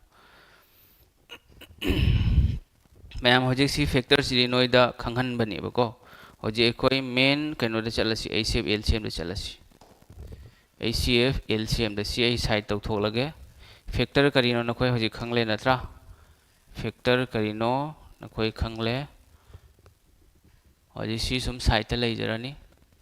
ꯍꯧꯖꯤꯛ HCFꯇꯤ ꯃꯌꯥꯝꯁꯨ ꯅꯈꯣꯏꯁꯨ ꯈꯪꯉꯤꯗꯨꯅꯤ HCFꯁꯤꯗꯤ ꯀꯩꯅꯣ ꯍꯥꯏꯕꯗꯨ ꯅꯈꯣꯏ ꯈꯪꯕ ꯅꯠꯇ꯭ꯔꯣ HCF ꯍꯥꯏꯗꯤ ꯍꯥꯏꯌꯦꯁ ꯀꯃꯟ ꯐꯦꯛꯇꯔ ꯍꯥꯏꯅꯤ ꯁꯤꯒ ꯐꯦꯛꯇꯔ ꯍꯥꯏꯗꯨ ꯌꯥꯎꯔꯛꯏꯁꯤ ꯎꯔꯕꯁꯦ ꯑꯗꯨꯒꯤꯅꯤ ꯑꯩꯅ ꯐꯦꯛꯇꯔ ꯀꯔꯤꯅꯣ ꯍꯥꯏꯅ ꯅꯣꯏꯗ ꯈꯪꯍꯜꯂꯤꯗꯣ ꯍꯥꯏꯌꯦꯁ ꯑꯦꯅꯤ ꯑꯦꯛꯖꯥꯝꯒꯤ ꯅꯣꯏ SSC ꯊꯥꯒꯦꯔꯥ ꯔꯦꯜꯋꯦ ꯊꯥꯒꯦꯔꯥ ꯀꯔꯝꯕ ꯁꯔꯀꯥरी एग्जाम थागे दुगीदमक्ता लोइना सी यारबने अग्निवीर टुग्निवीर लोइना लाइव चट येंगदेको हाईएस्ट कॉमन फैक्टर हारिबा अदो अइना सपोज हाइरो अखोइना स्कूल तमलिङै मतमदा HCF कमै पुथोरई 10 गा 12 गा हाइरोको अखोइना स्कूल दा तमलकपा मतमदा पुथोरकपदे सुमै पुथोक्त्रा 10 ना 10 से सुमै लैयेबको 2 5 10 लैरे आदि मतुंगदा 12 से से होजी अनि ना येनद्रा ngasa yengu hoji siga 10 se 0 leiradi 2 na su yenaba yabani dugini ine 2 na yenari se 10 na su yayeba ko but 10 se mo atopo masinga man yenaba yai duna I siga yengu je 10 se 10 na su yenaba yadro mayam se yayeba yadro se 10 na 10 ma 10 chale but 10 se mo atopo masinga man yenaba yai dana duna si masing je ko HCF puthok madam da ina de iradi hadi nang sigai nang result puthok yaro kari no 10 se atopo masinga man yenaba yai to atop 2 सिदी 2 ना खक्तन 2 ना तबिदा तो पनी ये ना भैया bro याद है हजिक से अनी ना ये ना रो अनी ना तरुक लग चले मथंग दा अनी ना अहुम लग चले सिफावरी ना कोई खंगे को ꯍꯧꯖꯤꯛ ꯁꯤꯒ ꯑꯩꯈꯣꯏ ICF ꯄꯨꯊꯣꯛꯑꯁꯦꯕ ICF ꯍꯥꯏꯗꯤ highest common factor ꯍꯥꯏꯗꯤ ꯀꯩꯅꯣ ꯐꯦꯛꯇꯔ ꯍꯥꯏꯗꯤ 10ꯒꯤꯁꯨ ꯐꯦꯛꯇꯔ ꯂꯩꯔꯤ 12ꯒꯤꯁꯨ ꯐꯦꯛꯇꯔ ꯂꯩꯔꯤ ꯍꯥꯏꯔꯤꯕ ꯐꯦꯛꯇꯔ ꯑꯅꯤꯁꯤꯒꯤ ꯃꯅꯨꯡꯗ 10ꯒ 12ꯒ ꯑꯅꯤꯁꯤꯒꯤ ꯃꯅꯨꯡꯗ ꯀꯃꯟ ꯑꯣꯏꯕ ꯈ꯭ꯋꯥꯏꯗꯒꯤ ꯍꯦꯟꯅ ꯌꯥꯝꯕ ꯃꯁꯤꯡ ꯍꯥꯏꯔꯤꯃꯦꯕ ꯒ꯭ꯌꯥꯟ ꯇꯥꯔꯕ ꯈ꯭ꯋꯥꯏꯗꯒꯤ ꯍꯦꯟꯅ ꯌꯥꯝꯕ ꯃꯁꯤꯡꯗꯤ ꯀꯔꯤ ꯀꯔꯤꯅꯣ ꯌꯦꯡꯉꯨꯁꯦ ꯑꯍꯥꯟꯕꯗ ꯁꯤꯒ ꯑꯅꯤ ꯑꯃ ꯌꯥꯎꯔꯦ ꯁꯤꯒꯁꯨ ꯑꯅꯤ ꯑꯃ ꯌꯥꯎꯔꯦ ꯃꯈꯣꯏ ꯑꯅꯤꯁꯤꯗꯒꯤ ꯑꯩꯈꯣꯏꯅ ꯂꯧꯗꯧꯔꯤꯁꯤ ꯑꯅꯤ ꯑꯃꯈꯛꯇꯅꯤ ꯃꯌꯥꯝ ꯒ꯭ꯌꯥꯟ ꯇꯥꯕ꯭ꯔꯥ ꯃꯊꯪ ꯑꯇꯣꯞꯄ ꯌꯦꯡꯉꯨ ꯑꯇꯣꯞꯄ ꯃꯁꯤꯡ ꯑꯃꯨꯛ ꯌꯦꯡꯁꯦ ꯁꯤꯒ 5 ꯌꯥꯎꯔꯤ ꯁꯤꯒ ꯌꯥꯎꯕ꯭ꯔꯥ ꯁꯣꯟꯗ ꯌꯥꯎꯕ꯭ꯔꯥ ꯌꯥꯎꯗꯦ ꯁꯤꯒꯗꯤ 2ꯒ 5ꯒ ꯂꯣꯏꯔꯦ ꯑꯇꯣꯞꯄ ꯁꯤꯒ 2ꯒ ꯃꯥꯟꯅꯕꯁꯨ ꯌꯥꯎꯗꯦ 3ꯒ ꯃꯥꯟꯅꯕꯁꯨ ꯌꯥꯎꯗꯦ 5ꯒ ꯃꯥꯟꯅꯕꯁꯨ ꯌꯥꯎꯗꯦ ꯑꯗꯨꯅ ꯇꯥꯛꯄꯗꯤ 10ꯒ 12ꯒ ꯑꯅꯤꯃꯛꯁꯤꯗ ꯆꯟꯅꯕ ꯃꯁꯤꯡꯁꯤ ꯀꯔꯤꯅꯣ ꯑꯅꯤꯁꯤꯅꯦꯕ ꯀꯩꯅꯣ ꯍꯥꯏꯗꯤ ꯌꯦꯡꯉꯨꯁꯦ ꯃꯌꯥꯝ ꯁꯨꯃꯥꯏꯅꯁꯨ ꯑꯩ ꯄꯨꯊꯣꯛꯄ ꯌꯥꯏꯌꯦꯕꯀꯣ 10 ꯂꯩꯔꯦ 12 ꯂꯩꯔꯦ 10ꯁꯦ ꯁꯨꯃꯥꯏꯅ ꯏꯕ ꯌꯥꯕ꯭ꯔꯥ 2 5 10 ꯍꯥꯏꯅ ꯏꯕ ꯌꯥꯕ꯭ꯔꯥ ꯑꯅꯤꯃꯛꯇ ꯆꯟꯅꯕ ꯃꯁꯤꯡ ꯑꯃ ꯅꯪ ꯀꯃꯟ ꯂꯧꯊꯣꯛꯑꯣꯕ ꯑꯅꯤꯁꯦ 2ꯁꯦ 10ꯗꯁꯨ ꯌꯥꯎꯔꯤ 12ꯗꯁꯨ ꯌꯥꯎꯗ꯭ꯔꯣ ꯌꯥꯎꯔꯤꯕ ꯁꯨꯃꯥꯏꯅꯁꯨ ꯏꯕ ꯌꯥꯗ꯭ꯔꯥ 2ꯅ 3 ꯑꯅꯤꯁꯨ ꯁꯨꯃꯥꯏꯅꯁꯨ ꯏꯕ ꯌꯥꯏ ꯑꯗꯨꯗꯤ ꯃꯁꯤꯗꯒꯤ ꯑꯩꯈꯣꯏ ꯀꯔꯤ ꯈꯪꯉꯤ 2 ꯀꯃꯟ ꯌꯥꯎꯕ꯭ꯔꯥꯁꯦ ꯇꯣ ꯁꯤ ꯄꯣꯠꯁꯤ ꯅꯪ ꯏꯅꯤꯡꯂꯦ ꯁꯨꯃꯥꯏꯅꯁꯨ ꯏꯕ ꯌꯥꯏ 2 5 10 12ꯁꯤ ꯑꯃꯨꯛ ꯏꯔꯣ 2 3 12 ꯍꯥꯏꯅ ꯑꯗꯨꯗꯤ ꯁꯤꯒꯤ ꯀꯃꯟꯁꯤ ꯀꯔꯤꯅꯣ 2ꯁꯤ ꯅꯠꯇ꯭ꯔꯣ 2ꯁꯤ ꯍꯧꯖꯤꯛ ꯀꯃꯟ ꯑꯣꯏꯕ ꯃꯁꯤꯡꯁꯦ ꯃꯁꯤꯅꯤ ICF ꯍꯥꯏꯅ ꯍꯥꯏꯔꯤꯗꯣ ꯒ꯭ꯌꯥꯟ ꯇꯥꯔꯕ ꯁꯨꯃꯥꯏꯅ ꯄꯨꯊꯣꯛꯀꯗꯕ ꯑꯗꯣ ꯁꯤ ꯉꯝꯗꯕꯁꯨ ꯃꯌꯥꯝ ꯑꯃ ꯌꯥꯎꯔꯤ ꯑꯗꯣ ꯉꯝꯗꯕꯁꯤꯡꯗꯣ ꯅꯈꯣꯏ ꯌꯦꯡꯉꯣ ꯃꯌꯥꯝ ꯑꯗꯣ ꯉꯝꯕꯁꯤꯡꯁꯤꯁꯨ ꯌꯦꯡꯉꯣ ꯍꯧꯖꯤꯛ ꯁꯨꯃꯥꯏꯅꯁꯨ ꯄꯨꯊꯣꯛꯄ ꯌꯥꯔꯦ ꯑꯇꯣꯞꯄ ꯗꯤꯐꯔꯦꯟꯁ ꯂꯧꯔꯒꯁꯨ ꯄꯨꯊꯣꯛꯄ ꯌꯥꯏ ꯁꯨꯃꯥꯏꯅ ꯑꯃꯁꯨ ꯄꯨꯊꯣꯛꯄ ꯌꯥꯅꯤ 10 ꯏꯔꯣ ꯑꯗꯒꯤ ꯅꯪ 12 ꯏꯔꯣ ꯁꯨꯃꯥꯏꯅ ꯒ꯭ꯌꯥꯟ ꯇꯥꯕ꯭ꯔꯥ ꯁꯤꯒ 10 12시가 ꯌꯦꯟꯅꯕ ꯌꯥꯕ ꯃꯁꯤꯡ ꯑꯅꯤꯃꯛꯁꯤꯗ ꯌꯦꯟꯅꯕ ꯌꯥꯕ ꯃꯁꯤꯡ ꯑꯃ ꯂꯧꯕ ꯇꯥꯏꯌꯦꯕ ꯑꯗꯨꯑꯣꯏꯗꯤ ꯀꯌꯥꯅꯣ 2 ꯅꯠꯇ꯭ꯔꯣ 2ꯅ 5ꯔꯛ ꯆꯠꯂꯦ 2ꯅ 3ꯔꯛ ꯆꯠꯂꯦ ꯍꯧꯖꯤꯛ 5ꯒ 3ꯁꯤꯒ 5ꯗꯁꯨ ꯌꯦꯟꯅꯕ ꯌꯥꯕ 3ꯇꯁꯨ ꯌꯦꯟꯅꯕ ꯌꯥꯕ ꯃꯁꯤꯡꯁꯤꯒ ꯂꯩꯕ꯭ꯔꯣ ꯂꯩꯇꯦ 5ꯗꯗꯤ 5ꯅ ꯌꯦꯟꯅꯕ ꯌꯥꯅꯤ 3ꯇꯗꯤ 2 ꯅꯠꯇ꯭ꯔꯒ 3ꯅ ꯌꯦꯟꯅꯕ ꯌꯥꯏꯌꯦꯕ ꯑꯩꯈꯣꯏꯒꯤ ꯃꯊꯧ ꯇꯥꯔꯤꯁꯦ 5ꯗꯁꯨ ꯌꯦꯟꯅꯕ ꯌꯥꯕ 3ꯇꯁꯨ ꯌꯦꯟꯅꯕ ꯌꯥꯕ ꯑꯗꯨꯗꯤ ꯂꯩꯇ꯭ꯔꯕꯅꯤꯅ ꯁꯤꯒ ꯂꯩꯇ꯭ꯔꯦ ꯂꯣꯏꯔꯦ ꯑꯗꯨꯅ ꯑꯩꯈꯣꯏꯒꯤ ICFꯁꯤ ꯀꯌꯥ ꯑꯣꯏꯔꯦ ꯃꯁꯤꯒꯤ ꯑꯍꯥꯟꯕ 2ꯁꯦ ꯃꯁꯤ ICF ꯑꯣꯏꯔꯦꯕ ꯃꯌꯥꯝ ꯒ꯭ꯌꯥꯟ ꯇꯥꯔꯕ ꯁꯨꯃꯥꯏꯅꯁꯨ ꯄꯨꯊꯣꯛꯄ ꯌꯥꯔꯦ ꯃꯗꯨ ꯅꯠꯇꯗꯅ ꯁꯨꯃꯥꯏꯅꯁꯨ 10ꯒ 12ꯒ ꯑꯅꯤꯁꯤꯒꯤ ꯗꯤꯐꯔꯦꯟꯁ ꯀꯌꯥꯅꯣ ꯌꯦꯡꯉꯨ 2ꯅꯦꯕ 2 ꯑꯗꯨꯑꯣꯏꯗꯤ ꯑꯟꯁꯔꯗꯣ 2 ꯑꯣꯏꯔꯝꯕ ꯌꯥꯏ ꯅꯠꯇ꯭ꯔꯒ 2ꯒꯤ ꯃꯜꯇꯤꯄꯜ ꯑꯣꯏꯔꯝꯕ ꯌꯥꯏ 2 ꯑꯣꯏꯔꯝꯕ ꯌꯥꯏ ꯅꯠꯇ꯭ꯔꯒ 2ꯅ ꯄꯨꯔꯤꯕ ꯌꯥꯕ ꯃꯁꯤꯡ ꯑꯣꯏꯔꯝꯕ ꯌꯥꯏ ꯁꯨꯃꯥꯏꯅ 1 2 3 4 ꯊꯣꯛꯅ ꯄꯨꯊꯣꯛꯄ ꯌꯥꯏ ꯒ꯭ꯌꯥꯟ ꯇꯥꯔꯕ ꯄ꯭ꯔꯣꯕ꯭ꯂꯦꯝ ꯂꯩꯕ꯭ꯔꯥ ꯍꯥꯏꯔꯛꯎ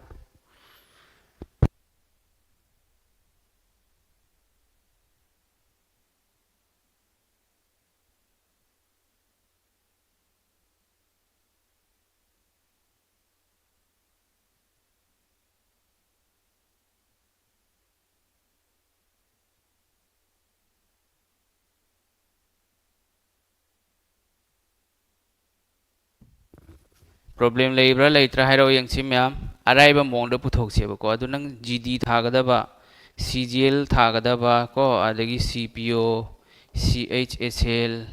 ꯑꯗꯒꯤ MTS ꯑꯗꯒꯤ GD ꯃꯈꯣꯏꯁꯤ ꯁꯨꯝ ꯃꯦꯠꯁ ꯁꯨꯝ ꯍꯥꯏꯗꯤ ꯁꯤꯒ ꯀꯟꯁꯦꯞ ꯂꯣꯏꯅ ꯆꯞ ꯃꯥꯟꯅ ꯆꯪꯉꯤ ꯕꯠ ꯂꯦꯚꯦꯜ ꯈꯔ ꯁꯣꯏꯅꯩꯗꯨ ꯇꯩ ꯋꯥꯅꯦꯕ ꯑꯗꯣ ꯑꯒꯅꯤꯕꯤꯔꯁꯤꯗꯤ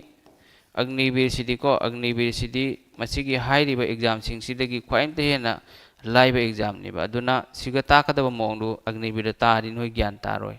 ꯅꯪꯅ ꯍꯩꯔꯤꯕ ꯂꯥꯏꯔꯤꯛꯇꯨꯒ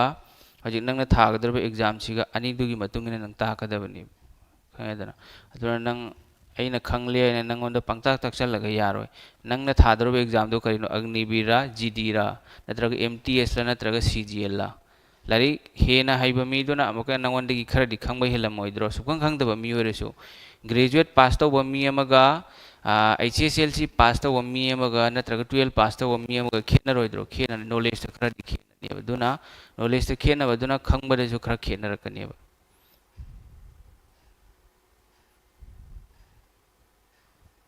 ꯁꯤꯒ ꯑꯃꯨꯛ ꯀꯩꯅꯣ ꯇꯧꯕꯩ ꯃꯊꯧ ꯇꯥꯔꯕꯣ ꯍꯟꯕꯒꯤ ꯃꯊꯧ ꯇꯥꯕ꯭ꯔꯥ ꯃꯊꯪ ꯑꯃꯨꯛ ꯇꯥꯛꯂꯛꯈꯤꯅꯤꯗꯅ ꯂꯣꯏꯗ꯭ꯔꯤꯗꯅ ꯁꯦ ꯃꯌꯥꯝ ꯍꯧꯖꯤꯛ ꯑꯩꯅ ꯍꯥꯏꯔꯣ ꯁꯄꯣꯁ 12ꯅꯦ ꯑꯗꯨꯒꯤ ꯃꯇꯨꯡꯗ ꯑꯃꯨꯛꯀ 24ꯒ 36ꯒ ꯑꯍꯨꯝꯁꯤꯒꯤ ICF ꯄꯨꯊꯣꯔꯛꯑꯣ ꯌꯦꯡꯁꯤ ꯃꯌꯥꯝ ꯁꯤ ꯅꯣꯏ ꯍꯩꯅꯕ ꯍꯥꯏꯅꯅꯤꯀꯣ ꯃꯦꯠꯁ ꯇꯧꯕꯗꯨꯗꯤ ꯅꯣꯡꯃꯇꯩ ꯋꯥꯅꯤ ꯃꯊꯪ ꯑꯩꯅ ꯍꯥꯏꯔꯣ 14 लेरे आदगी 72 लेरे आदगी 34 लेरे सिगै ऐ से पुथरो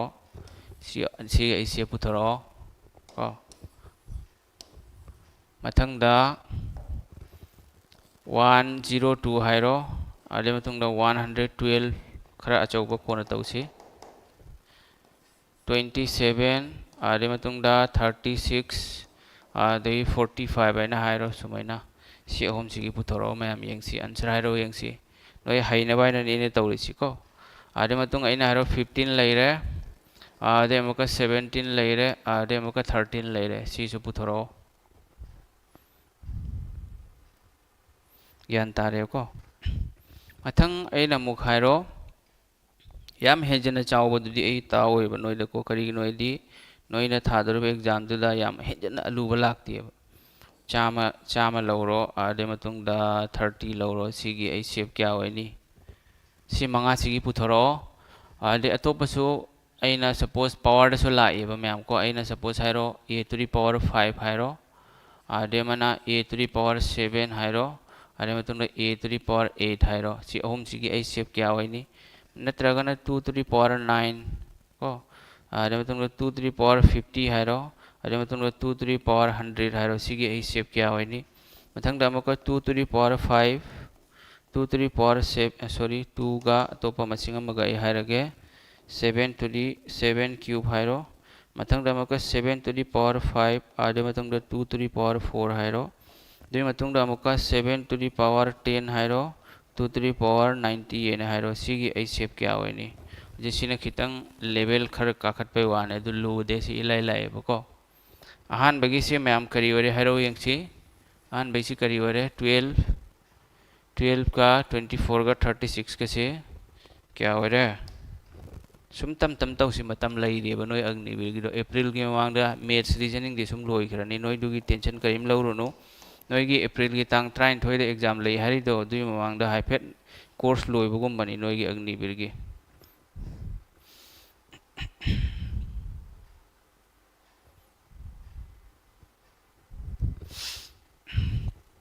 मथंग येंगुसे 23 23 कुनमरी कुंथ्रातरो अहुम नत्रो सिगै खोइना खंगदबा मन कइनो खंगब्रा 23 की टेबल दा 23 अमा 23 यावब्रा 23 की टेबल दा 23 अमा 23 यावरी 23 की टेबल दा 23 अनि कुनमरी यावरी तम तमना येंगुसुम 23 की टेबल दा 23 अहुम कुंथ्रातरो यावरी यान तारबा मैम से अदोदि पीरिबा मसिंग सिंगसे टेबल अमा दा लोइना यावरी यावद्रो अदोदि टेबल अमा दा लोइन यावरदी सिगी ऐ सेप करी होइनी लावेस्ट नंबर दो अपिकपा मसिंग दो मदुइदुना लावेस्ट नंबर से मैम ऐ सेप होइरनी ज्ञान तारबा ख्वाइदे हेना पिकपा मसिंग दो ऐ सेप होइगनी लावेस्ट नंबर से 23 से यावद्रो से यावरेबा अदो नंगना तोंगाना पुथोकनिंगे पुथोक कसुम काइदे 23 से सुमाइना पुथोकपा याद्रो 23 अमा 23 नत्रो आदे कुनमरी से सोमदा ऐना इख्रे ऑलरेडी 23 अनि अनि नहाना सु कसु काइदे 53 से 23 अहुम आइना सुमाइ पुथोकपा याय अदो सि अहुम मक्तगी सि वाखलना सुम सादोसु यायबा बट नखोइ बु खंगहनबदि मथौ ताइदना नखोइ अग्निवीर थादोरेमि क्लास 10 पास तोबो 12 पास तोबो ngaktani ग्रेजुएट पास तोबो मिदि अग्निवीर थादेबा यारबा मैम से ज्ञान ताब्रा कइदोबगी ज्ञान तारोइदोरे ऐ ताके फजना हाइरे नोइ लारिक पाव वाथि वारेम तौरोइसी नंगा ऐगा नखोइगा थीनद्रगा करी काना ऐदि ओजानी ऐगी थीनबगी कसु मथौसु तादेबा ओजागी थबकते लारिक ताकपीबा ngमगना ngमद्रगना ngमद्रे दुनि ऐ ngमगदी ऐ तौरीदना ngमिएना अदुनि अदु सिगा नखोइना सिगा लालगा वाथि वारेम लोलगा करी काने काना देब तुमैना लोन बसे मयाम अमा होजि फेसबुक ता इंस्टाग्राम दा हिक चंगो मतमदा दुगुम्बा तनेबा अदु होजि कमेंट ता मयाम चैरे दु तंद्रो मीना नंगबु चैरे दो दुगी दु इकाइद्रो नंग तंद्रो मरम लैतना मयाम दुमैना लैयेबको अदु मी फत्ति हाइबै नते सिदि अखोइगी क्लास तौरिसे नंगी लाइफ सेमबगिनेबा सिगदि वाथि वारेम सु नते नोइगी लाइफ सेमबीगे नोइ मैम लाइफ लाओ क्लास याओ लारि पाओ हाइबे वाने बसिगा इना कसु फत्तबा मिटै मचानी हिंदूनी मुस्लिमनी पांगन्नी हेबा कसु कम्युनियल सु लैते बसिदा को मखा हजि यंगु चल्लसी सिगी हजि सि पुथोपगे नियम दे सिदी इलाइ लाइ बनि नै अतोपदि ताकलरोइबा नंग कमन लौरगा सम ताकपा यारे लौब यारे त्रानिथोइनी सिगी डिफरेंस सिजु त्रानिथोइनी आंसर दु त्रानिथोइ ओइबे याय नत्रगा त्रानिथोइगी मल्टीपल ओइबे याय दुदि सिगा आंसर लोइरे मैम को अदु सि आई मुथत खरगे मखा हजिक 1470 to 34 से कोक खर सानोबा कोक सानो हैरदी 14 सिगा करी करी मसिंग लाकपा याय 14 से अनी ग तरेट खक्तनी अतै मसिंग यावब्रा यावदे दि 72 सिसु 34 सिगसु अनी यावरम मोइद्रा करिगनरी लास्ट 4 यावरी सिगसु 2 यावरी सिगसु 4 यावरी 2 की डिविजिबिलिटी रूल दा लास्ट की मसिंग दो 0 लैरबा 2 लैरबा 4 लैरबा 6 लैरबा 8 लैरबा दोइदी दु मसिंग दु क्या न येनबा याय 2 न येनबा याय दैट मीन्स 2 यावरीबा को दोना ताकपदी सिगसु 2 यावरोइद्रो 2 अमा यावरीबा 2 into 36 हैना यावब्रा से यावरी सिगसु 2 अमा यावरी 2 into 17 अदो हजिक नंगना कुंथ्रा मरी सी उ मतमदा अनी ग 33 का इदोरी सी कमाइनो टेबल फाबा म चंगे टेबल से फाद्रगदी कमाइन तौनी टेबल फाबा म चंगे दुगिनी आइना टेबल फावना हारिदो को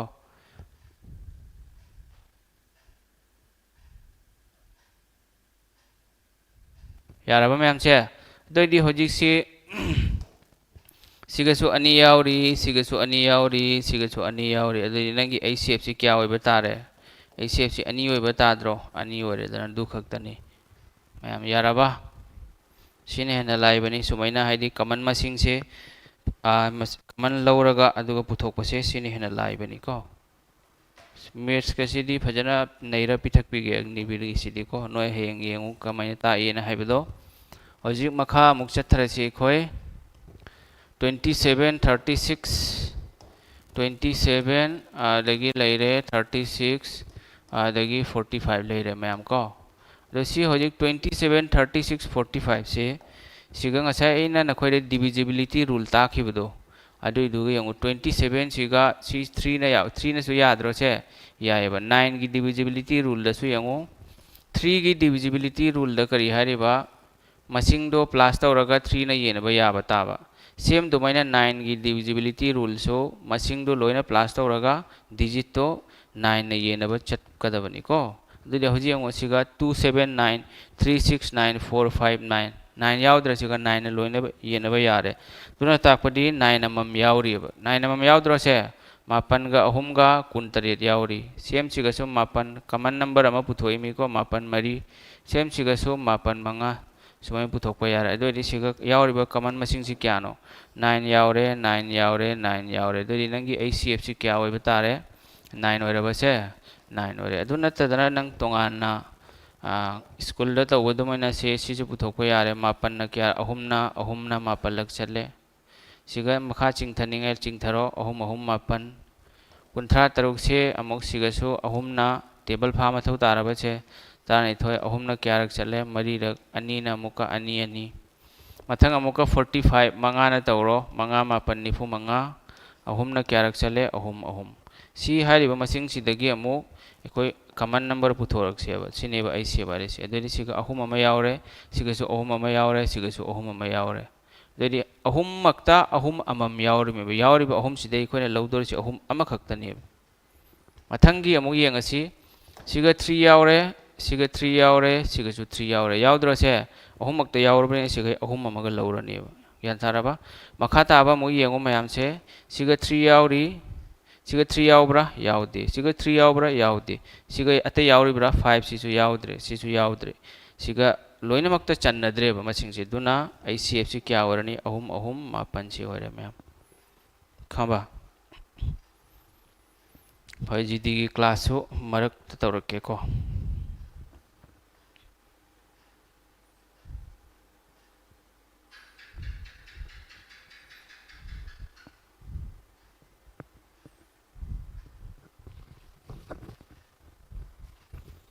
यारबो मैम से ज्ञान तारबो येंगो मथंगी अमुक क्वेश्चन चलसी सीडी आई मुथत खरगे सी कोई मथौ ताद्रे सी जिंगची मथौ ताद्रे बको नोई सिनबा लोइरबा से सिनबा लोइरबा नत्रगा लोइद्रिब्रो सी मुथत खरे मैम को हजे सी येंगो से 15 17 13 हरी से 15 से सादोक तारगदी क्या लाई से कमन यावब्रे यंगो अहुम का मंगा का नत्रो से 17 सिदी 33 अमा 33 ने सादोक यानी 33 सिदी 1 का 13 का 33 ने सादोक यानी यारबा अदुदी होजिसि कमन मसिंग यावरिब्रा 1 सिदी मसिंग खुदिमक तो 1 यावरी 1 यावदो मसिंग यावब्रो से सुमन से सादोक याय अहुम मंगा नत्रसु नंग से सुमन सादोक यायदना 35 अमा 35 ने सादोक याय अदो सिगा अखोइना लौदो से 1 सिदी यावदबो चप माने सिगा 1 यावरे 1 यावरे 1 यावरे न खलम याय बट सिगा चन्नबा 1 नतबा तो मसिंग यावब्रो 1 दी एनी नंबर द लोइनमक त यावरी चाम दसु यावरी एनी नेचुरल नंबर लोइन 1 यावरी नेगेटिव इंटीजर पॉजिटिव लोइनमक त यावरी लोइन टेक्निकल लोइन यावरमी मैम को तो दिसिगा ICF से कमन नंबर अमता यावदेबा नंगना यावरी न हारो 1 से यावहन बिरगे फरे तो दिसि क्या वरनी 1 ओइरनेबा द 1 से अखोइना सादोक्तबा तारगदि सपोज अइना हारो 29 39 49 सिगी ICF करी होइनी कमन नंबर बो यावद्रबा मतम खुदिमक्ता खंगजलो ICF से करी होइनी मैम 1 होइनेबा कमन नंबर यावद्रदि ICF ऑलवेज 1 क्या तारबा जोइन तौगदबा टेक्निकल लोइन यावरमी से को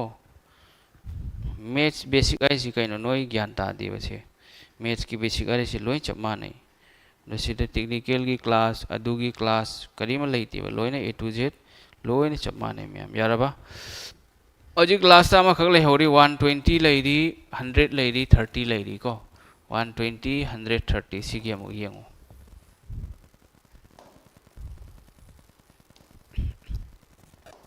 120 130 सिगा 0 यावरे सिगरो बसे 0 मीन्स सिगा 10 अमा सोइना यावरम दौरे मे यावरम मोइद्रो से 10 यावरम मोइद्रो से 30 से अहुम 10 ने इबे याब्रा याइदना से 10 से चाम से 10 ने इबे याब्रा यस याइ चाम कुंजी सुमै इबे याब्रा मैम से 12 गा 10 गा ने इबे याब्रा याइदना दुइदि सिगै खोइ कमन सि कमें पुथोकनी सिगा 10 अमा लेरे सिगसु 10 लेरे सिगसु 10 लेरे अहुम मक्ता चन्नबा मसिंग से क्या होरे से 10 लेरबा अदुदि 10 होरे अदु नंग सि पुथोकपा वाइ खंगदे ना हाइरगदि सुमैसु इबे याइदना चामगा 10 लेरे को चाम 10 से क्या ना येनबा यानी अहानबगी सिगदि लोइनमक सु याइबा बट ऐ सिगा अहुमना येनरगे न खोइ खंगनबैदमक अहुमना निफुरक यारबा से दुइ मतुंगदा अहुमगी मतुंगदा अनीना तौरगे अनीना क्यारक चली 10 लक चली यारिमे अपिकु मसिंगना येना ओदोइदि नंग नुंगाइनी मंगाना अनीना तबिदे सुमैसु याइदना मैम से मंगाना क्यारक चली से 9 लक चप्रा यस 9 लक चली दुइ मतुंगदा अनीना मरीरक मतुंगदा अनीना अनीरक सि पुथोकपै मथौ तादे नोइबु खंगहनलिबनी को सि इरगा तौरदि नंग कानद्रे मंगाना क्यारक चले 10 लक चले मतंगदा मंगाना क्यारक चले 3 रक चले मतुंगदा अनीना अनीरक चले सुमैना मतंगदा 30 से अमु येंगो मंगाना क्यारक चले मंगाना 3 रक चले अनीना 3 लक चले दोइदि सिगै खोइ कमन पुथोब दोइदि होजि येंगो सिगा मंगा यावरे सिगा मंगा अमा यावरे मंगा अमा दोइदि ICF से मंगा लेरबा अहानबगी मतंगदा अमु येंगो से सिगा अनी लेरे सिगसु अनी लेरे सिगसु अनी लेरे दोइदि मंगा गा अनी गा अतै यावब्रा येंगो अतै यावब्रा सिगा अनी लई सिगसु लई सिगा अनी बुदि यावरे सोंदा अतै अनी लेरिब्रा लेइत्रे सिगा अहुम लई बट सि लाइन से यावदे दुना आंसर से मंगा अनी 10 से सि ICF ओइरनी यारबा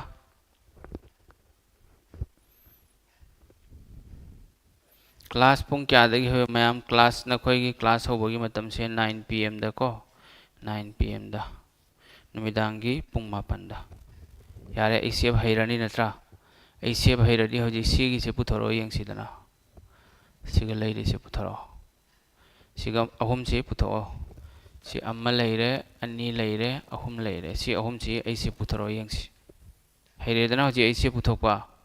अदो कावहनगनु को काव हयेंग तुंगदसु नंग एग्जाम थारखिनिदना अतोपा अदोना सि कावहनगनु वीडियो सुम लेगदबनी दुना करीम टेंशन लौरनो सिगा यंगो पावर मसिंग से यंगो पावर से ICF पुथोक मतमदा ICF पुथोक तारगदि से लावेस्ट पावर दो आंसर होइने मैम सिमा खंगजलो को एनी नंबर की पावर लेरदि ICF से लावेस्ट पावर LCM पुथो हारगना हाईएस्ट पावर ज्ञान ताराबा highest power khwaidagi hena power yambado duna highest power adadi lowest power khwaidagi hena power likpasi kyano mayam se 5 leire 7 leire 8 natro adadi 5 si natro that means a to the power 5 highest power di khwaidagi hena power yambasi 875 kyano se 8 natro se mayam sumane puthokadaba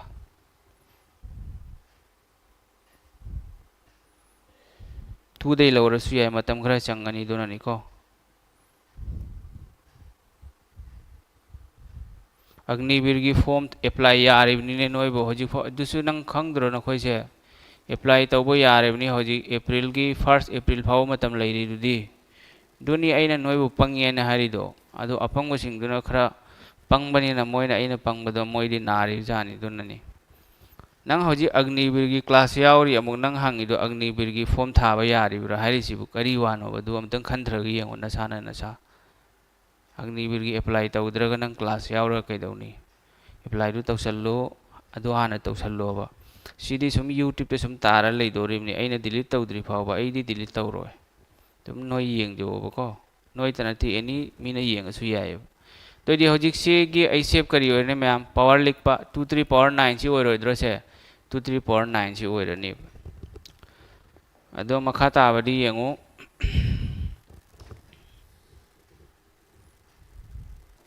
मखा की हजिक तो मसिंग अनि पीरी सुरबा 2 to the power 5 7 cube 7 to the power 5 2 to the power 4 7 to the power 10 2 to the power 90 है दो इसी कमें पुथोकनी ऐसे पुथोक तारगदी करी है बा lowest power है lowest power ख्वाइदी है ना power लिख पदो मधुई दो पुथो है lowest power दो मधुई दो आंसर होई नहीं हरी सॉरी को the lowest power से अनिमा किनी अनि की 2 की power 5 सोनर क्यानो 4 लेरे सोनर क्यानो 19 नत्रो 5 ने 4 ने 19 ने क्रम बने ने पी 2 3 पावर 4 ने पिक त्रये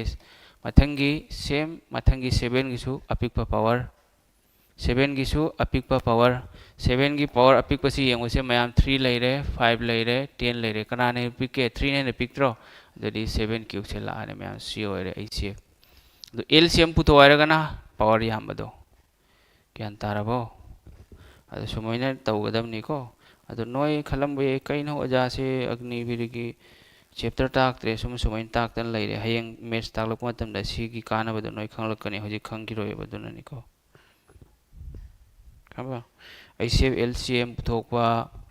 अदगी मल्टीप्लिकेशन तौबा क्रॉस मल्टीप्लिकेशन तौबा हैतबो मयाम अमा यावरि फ्रैक्शन करिनो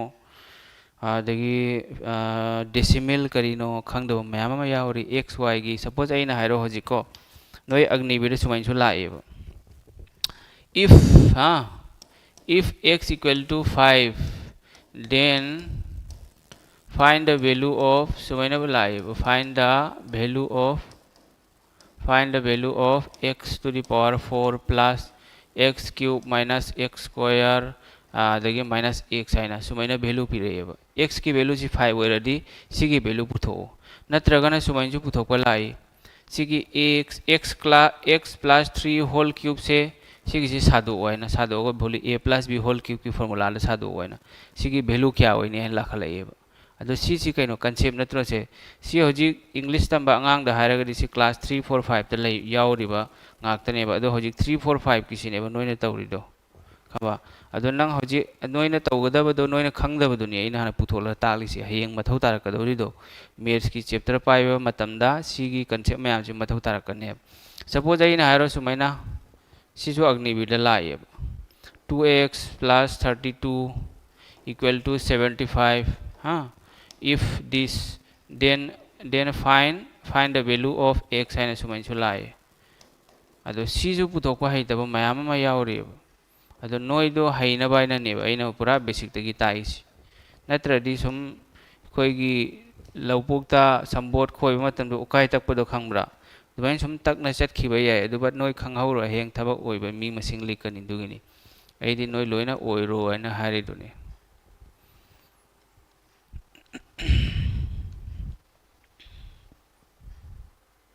खंगबा मीसु यावरमगनि मयाम अमा अदु नंग खंगलगसु खरदि ngaइबा ताइ करिनोइदि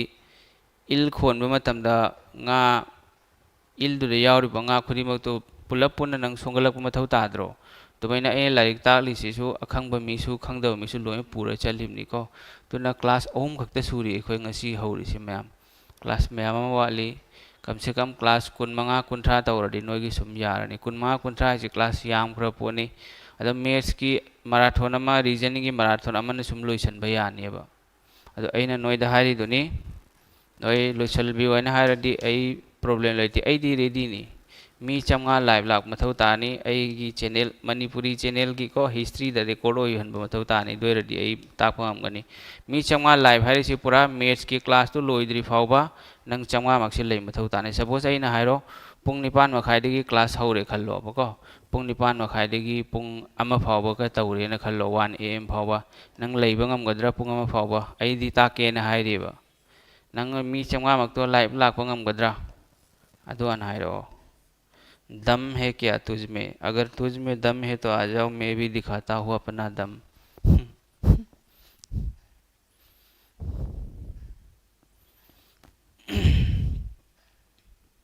date of birth 2009 please phone पर जी गया नहीं मैं अरे डेट ऑफ बर्थ 2009 से 16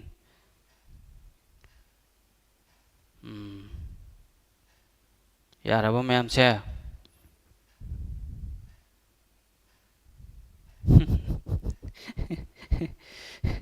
ngамगद्रो से हाइरो यंगसी मी चंगा live Lakhpa ngамगद्रा 12 April exam थागदबा अंगांग ma'am अमा यावरिबको मोइनसु हाइरे 12 एप्रिल से नंगनबा सारमता तौबीरोयना अइसु यारेबा फरेबा कसुम कायदेबा 12 एप्रिल से नंगहलगे तो अइ हाइरिसिदी तवतब नुमित हुमनी नत्रगा मरनी मतुंगदा सी सुम लोइसल्ले मैथ्स कंप्लीट रीजनिंग कंप्लीट अदो सी नोय होजिक अइना तौरबय मतुंगदा ज्ञान तारोयबा अइना तालकदरबा मैथ्स सिंगदो हाइदी अरुबा क्वेश्चन बुदि नते अराइबा ngakतनी नोयगी अग्निवीर एग्जाम की लाकदरबा लेवल दुई मतुंगिननी बट नोयदा तु सिगी कंसेप्ट सिंगसि खंगदबदुना नखोयदा नुंगाइरोयबा ngамमोयबा मैथ्स ngамदबा मी ngakतनी जीडी दा लेहौरिबा अग्निवीर दा लेहौरि सिंगसि नोय खलंबा याय मैथ्स की क्वेश्चन यामदे अग्निवीर दा को मैथ्स की क्वेश्चन क्यानो अग्निवीर दा 35 ओइरमगनी जीडी हारे नंग मैथ्स फरबा थबक ओइबा सोइद्रबनी मैम मैथ्स फाउ इंग्लिश फनबा होनो रीजनिंग फाउ जीके जीएससी टॉपर फाउ मार्क कुन कुन मंगा निफुदा को कुन दुमैना फंगिएबा मैक्सिमम कुंथ्रा फंगलंबसु याय अदो अयाम्बा 90% 95% मार्क कुन कुन मंगा दai हेंदेबा टॉपर दो दो होजी एसएससी की जीडी जीके जीएस सिदी खतरा ने हानगी दुगा मानदे खतरो के खिलाड़ी है दो दो ओइरे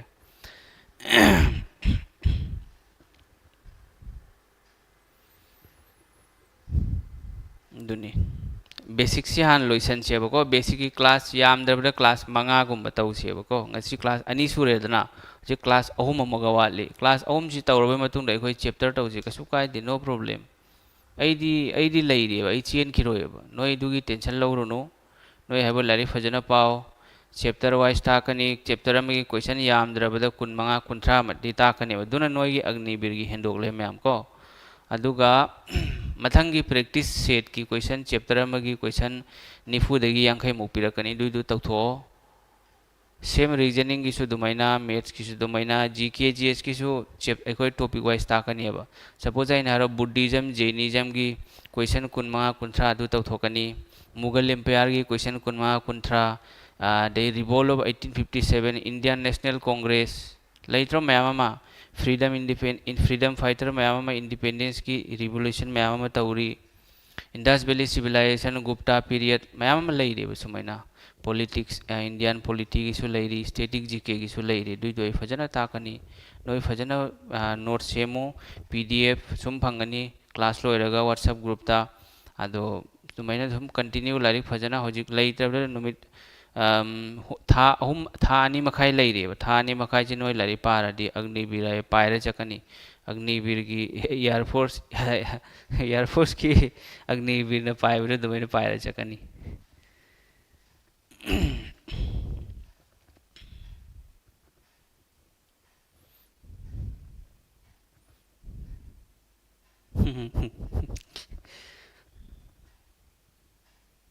solve to bi karam mana solve to bi ari se sigi sidi sum noida aina example oina uhan mani si noigi si ta khiroi myam ko hayeng tak tori mi si class ko loina ngasi no ma khakta cha tho ka yabra ne ngasi khakse chak la me na ngaksam yau na cha sal laga adagi linna linna hango yot pagum hango yosal laga on bu dum on laga di yara khara khara tawraga cha ga dabni lari khangde cha khangde amuk tar cha ra di ya di si ni phungatna si noi ta khiro hayeng si tak tori mi ko ai save lcm ai save ngasi lore dana adagi lcm hayeng tawrani lcm lore matung da sigumba xyz ki value puthokpa adagi suppose aina hairo sumaina x plus 2 by 3 ko ade muka siga aina hairo 7 by x minus 2 kain sumai piro masidai x ki value kamai puthokani sigi si any government exam maths ki basic id se ko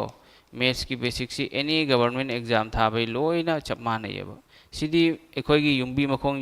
Jung बाहरी दो pillar Jung लिने बो pillar Jung बस सिदी any yum साबा की lion चप माने ये दो युम सादर दो करम मखल की युम नो बिल्डिंग युम ला नत्रगा असम टाइप की युम ला दो मखा पोली दना दो सिदी चप माने सिदी फाउंडेशन नि में हमको फाउंडेशन सिदी लोइन चप माने तम तम दुम तो सी नत्रा सार से लोइम ताक थोक निंगदबा माले अग्निवीर गिदी एग्जाम कायदा था दोइनो कनानो लोइन ताक थोक निंगदबा माइबम अतांग बना है इबा ऐसे नोइदा होजिक तौरिसे लोइन ताक थोक निंगदबा माले हेरबा ऐ होजिक ngasi एखोय तौरिसे कइनो डिविजिबिलिटी रूल मसिंग खरगी ऐ सेव एलसीएम द मथौ तागदबा सिंगदो हजिक ngasi ऐ सेव ऐ तागले हयेंग एलसीएम ताकनी अदै सुमाइना एक्स वाई जेड वेरिएबल गी सी ताकनेबा अदो होजिक सी नोइना खलम बे सी तौबीद्रे दुनदी एको ओजासिना नोइदा ताकथोक निंगदबा दुना ऐना ताओइदबो रदि सी लाइव लाई सी कई द बोय लाकनी धाइरो येंगसी ऐना होजिक लाइव लाई सी एकोय रुजा नेबा मुस्लिम गी फास्टिंग नेबा एकोय चाक चारागा मस्जिद प्रे तौबा चलो नोइन तुम लेथोको याद्रो ताओइदबो रदि यान ताब्रो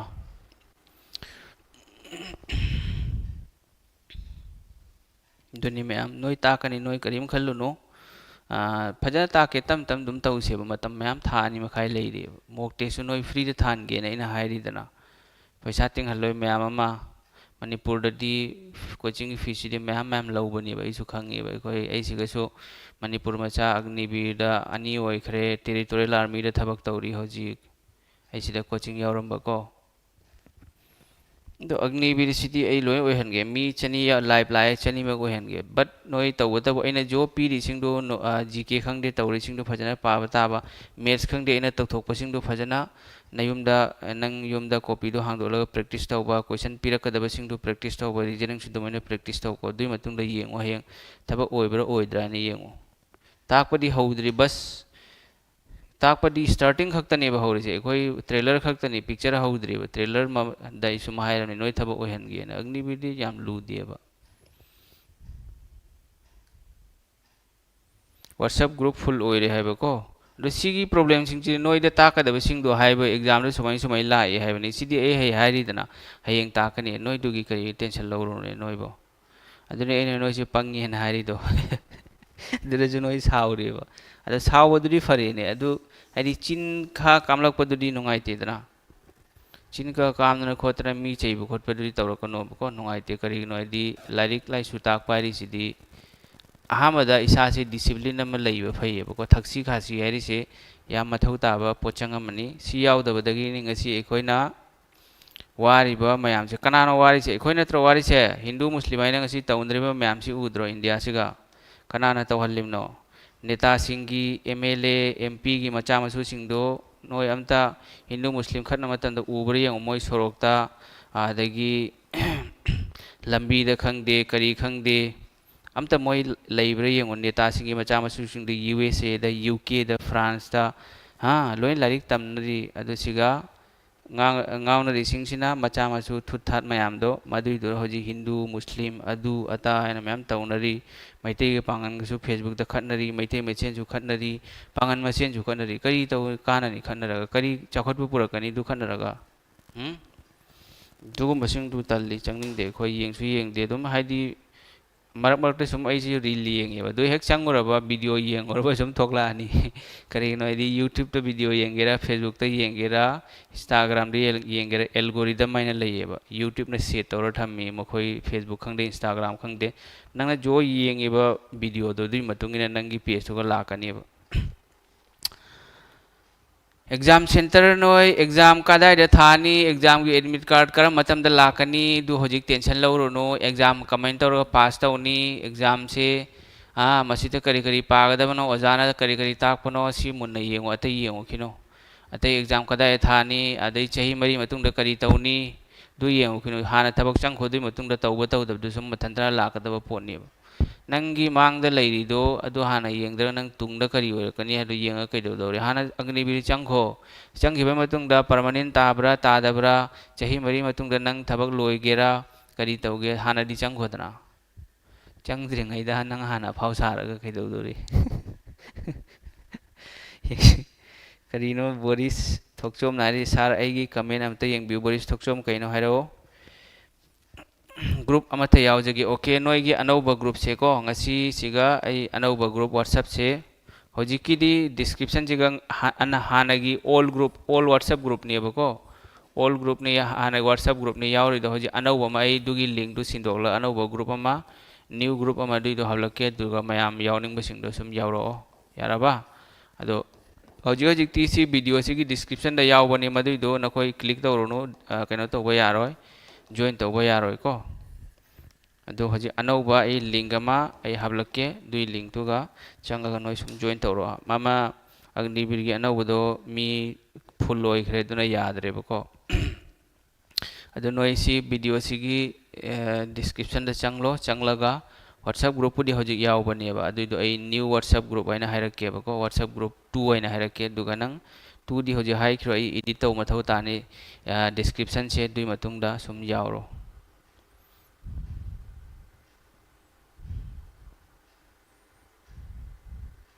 ngasi मैम क्लास लोरे कईनो को वीडियो लोरगा चंगो याबने ग्रुप होय होय हानागी ग्रुप तुदी लैनी हानागी ग्रुप तु लैनी मैम नोइबो होजी आई हाबलके क्लास लोइबगा सुम आई हाबलके व्हाट्सएप ग्रुप अनौबा मा हांगलगा को अदो नोय होजिक मिनिट 30 मतुंगदा आई वीडियो सी चंगलो अमुहना चंगलगा डिस्क्रिप्शन दु चंगगा लिंक यावबने मदुई लिंक दु दा कैनो तौरोबा डाउनलोड तौसलो सॉरी जॉइन तौरोगा क्लिक तौरोगा सुम जॉइन तौबा यारनी यारेदना मैम अदो हानागिदुसु सुम नोइगी लिंक खंगदे पीडीएफ खंगदे मथौ ताबा लोय फंगनी अदो सुमैन तौरगे हंदकी सिना मोंग अमदनी को अइना जो ताकपसिंग दो नोय फजना मतम चाना पाओ topic wise chapter wise GK maths reasoning A to Z लोय फंगनी दो पारो दुम थबा ओइरनी मैम को अदु करेंट अफेयर्स हाइरे सुम एकोय ताकनी क्लास होइना तौसिबको दुई मतुंगदा पीडीएफ पिरके दु पाथो लोयरे अदु तोंगाना पीडीएफ पिरो अदुदि तौरोय बाई को अइना जो ताकपुदो फजना पाओ लोयरे थबा ओइरे अदो ताकतुरसु फजना एक्सप्लेन तौरगनि ngarang जीके ताकपुदो दुमैना any every topic each and every topic लोय ताकेबा बुद्धिज्म खंगदे Jainism Indus valley Indian polity की खंगदे हाँ स्टैटिक जीके लोयना जीडी की एसएससी जीडी की दी मयाम लेते को एसएससी जीडी की व्हाट्सएप ग्रुप लेते यारे को मैम दुदी लोइसलसी मतम से पुंग अमगा मिनिट 53 सूरे क्लास तौरिसे को अदो लोइसलसी मैम अदो हयेंग लाओ हयेंग सो एकोय सुम तौनी हयेंग से सुमैन तौरिसे हयेंग सी रीजनिंग की अहानबा चैप्टर अमा पाइरेसी फिजिकल एग्जाम से कई थादा तौनगे फिजिकल दी नोय अग्निवीर की रिटेन एग्जाम पास तौरबय मतुंग द फिजिकल तौदोरिबको रिटेन हाना पास तौखो अदो रिटेन थारबय मतुंग द नोय द थामा मुक अम्मा खाय मुक्ति मतम भंगमनि दोरसु कम से कम अरिक पदा मे दगी नोय रनिंग फिजिकल की से चेल बहुबताय नत्रगे अप्रैल की तंखाय दगी करी नोय दे अग्निवीर से 1.6 किलोमीटर नि नत्रा मिनिट क्या आदर मरी मखायदर मंगादर दुमैना ओइबने दुई मनुंग दे संगहौरगदी अदु चेन खोटपसि बेरा लैते आइगी आंगांग हंदक आइदी जीडी की सुम जीडी क्लास याव आंगांग अहुम मरी मंगा पास तौरिएबा अदो दुगा मी अमखक्ति माय मेडिकल अनफिट ओइरे दो अहुम अमदि लैरे तो चेन खोटप मोय सुम याय बेरा प्रॉब्लम लैते मैम को अदुनि मैम दो चलगे हयेंग अमु नसी हयेंग दी रीजनिंग की अनौबा चैप्टर नुंगाइबा म तौरिसि PM kya haudoino class T ma'am maths kisi basic hana clear tau thokisi ko basic si na koi bu hana hian khige dui matung da kaino tau se ba ko maths ki chapter wise spiral loira ma'am noi kari ma khallu no ei thaba ohen gani na haire dana si hayeng class tau wai matam se 9 PM da ko 9 PM yarabo ma'am pare dudi loiselasi good night lari pau ado nakoi video se channel se nakoi khara share to mayam ko nakoi gi channel le ai gi channel te ai di sum larik tak sabani nakoi gi ne ba channel se kanai damak ta hang bura nakoi damak ta ni hayeng noi thabak oiradi ai gi su yam proud moment oi du me ko manipur da gi relief camp ta lairaga kasar gi ojana ta ko angang mayam ma agni bi da thabak changre na hai du ri du dei han nongai ba kari leirige paisa khak ta talaga nongai ba harau ba hari se aigi oina di oja moina ko engonda any angang online da tamgera YouTube da tamgera offline da tamgera moina sarai thabak khalli hairapon numito madui du aigi yam nungai ba harau ba numit ne ko June dani exam se aduna running se July first week natraga October November da tawdoni physical gi di hoi moina dudi moigi army gi official sing na khangi ba ko ado kam se kam haidi sum tha ama ani mamang da gi chen ba ji hawo ba kari no di chen ba ri sisu nungai ba thabang nate awa ba ne awa ba chi kanang khang ba hari ba posak tu mathau tarak kane ba dugi khanglak ka dore si nang na daily practice chen ba gi practice taw ba du gai ne ba nang na khanglak ka dore si du na chen ba si chen ba lepi gano hojikti muslim chinao sing di roja ani ngamoy koi maitei chinao sing di sum noi chu sum nong bai kam se kam kilometer ama makhai 1.6 sum chielo matam duri minute tara changbra trama changbra tare changbra sum changja sano ba tam tam sum chielo physical activity ama thammo kari noi di ko gym di sanaro no thabak changge hara ga di gym sanaro no hakchang lum thai chen ba chong ba chen ba sigai hena phaba exercise lai tabni world siga ado chen ba tara ga di nangi organ hakchang i liver kidney ama ma heart lang si loina haidi function se properly fajana mapung phana tarokane ba duna nangi memory se fajana haidi keno tarokane ba memory se fajana function la kani nangi mind se focus to bangam la kani chen chong ba humang ta haladi akhoi gi focus se fajana pi bangam me ba duna yarima makai physical activity sana ba nate sana ba di football sana re khalo hakchang sokpu yai khumi laithokhi bi yai tiekhi bi yai dugumba risk oiba thabak to di thabak changi haira gadi ko fauji da defense changi haira gadi du du ayam bayam sana birun du fatte isa gi sum chen ba chong ba khara to ba chen ba sini kwai tene phari se doi chelo no magi minute 30 kun khak chen tho ro adai fajana iru mai tharo adagi ngahak rest toro lari patho adoi nang focus to do hele ba chelaga na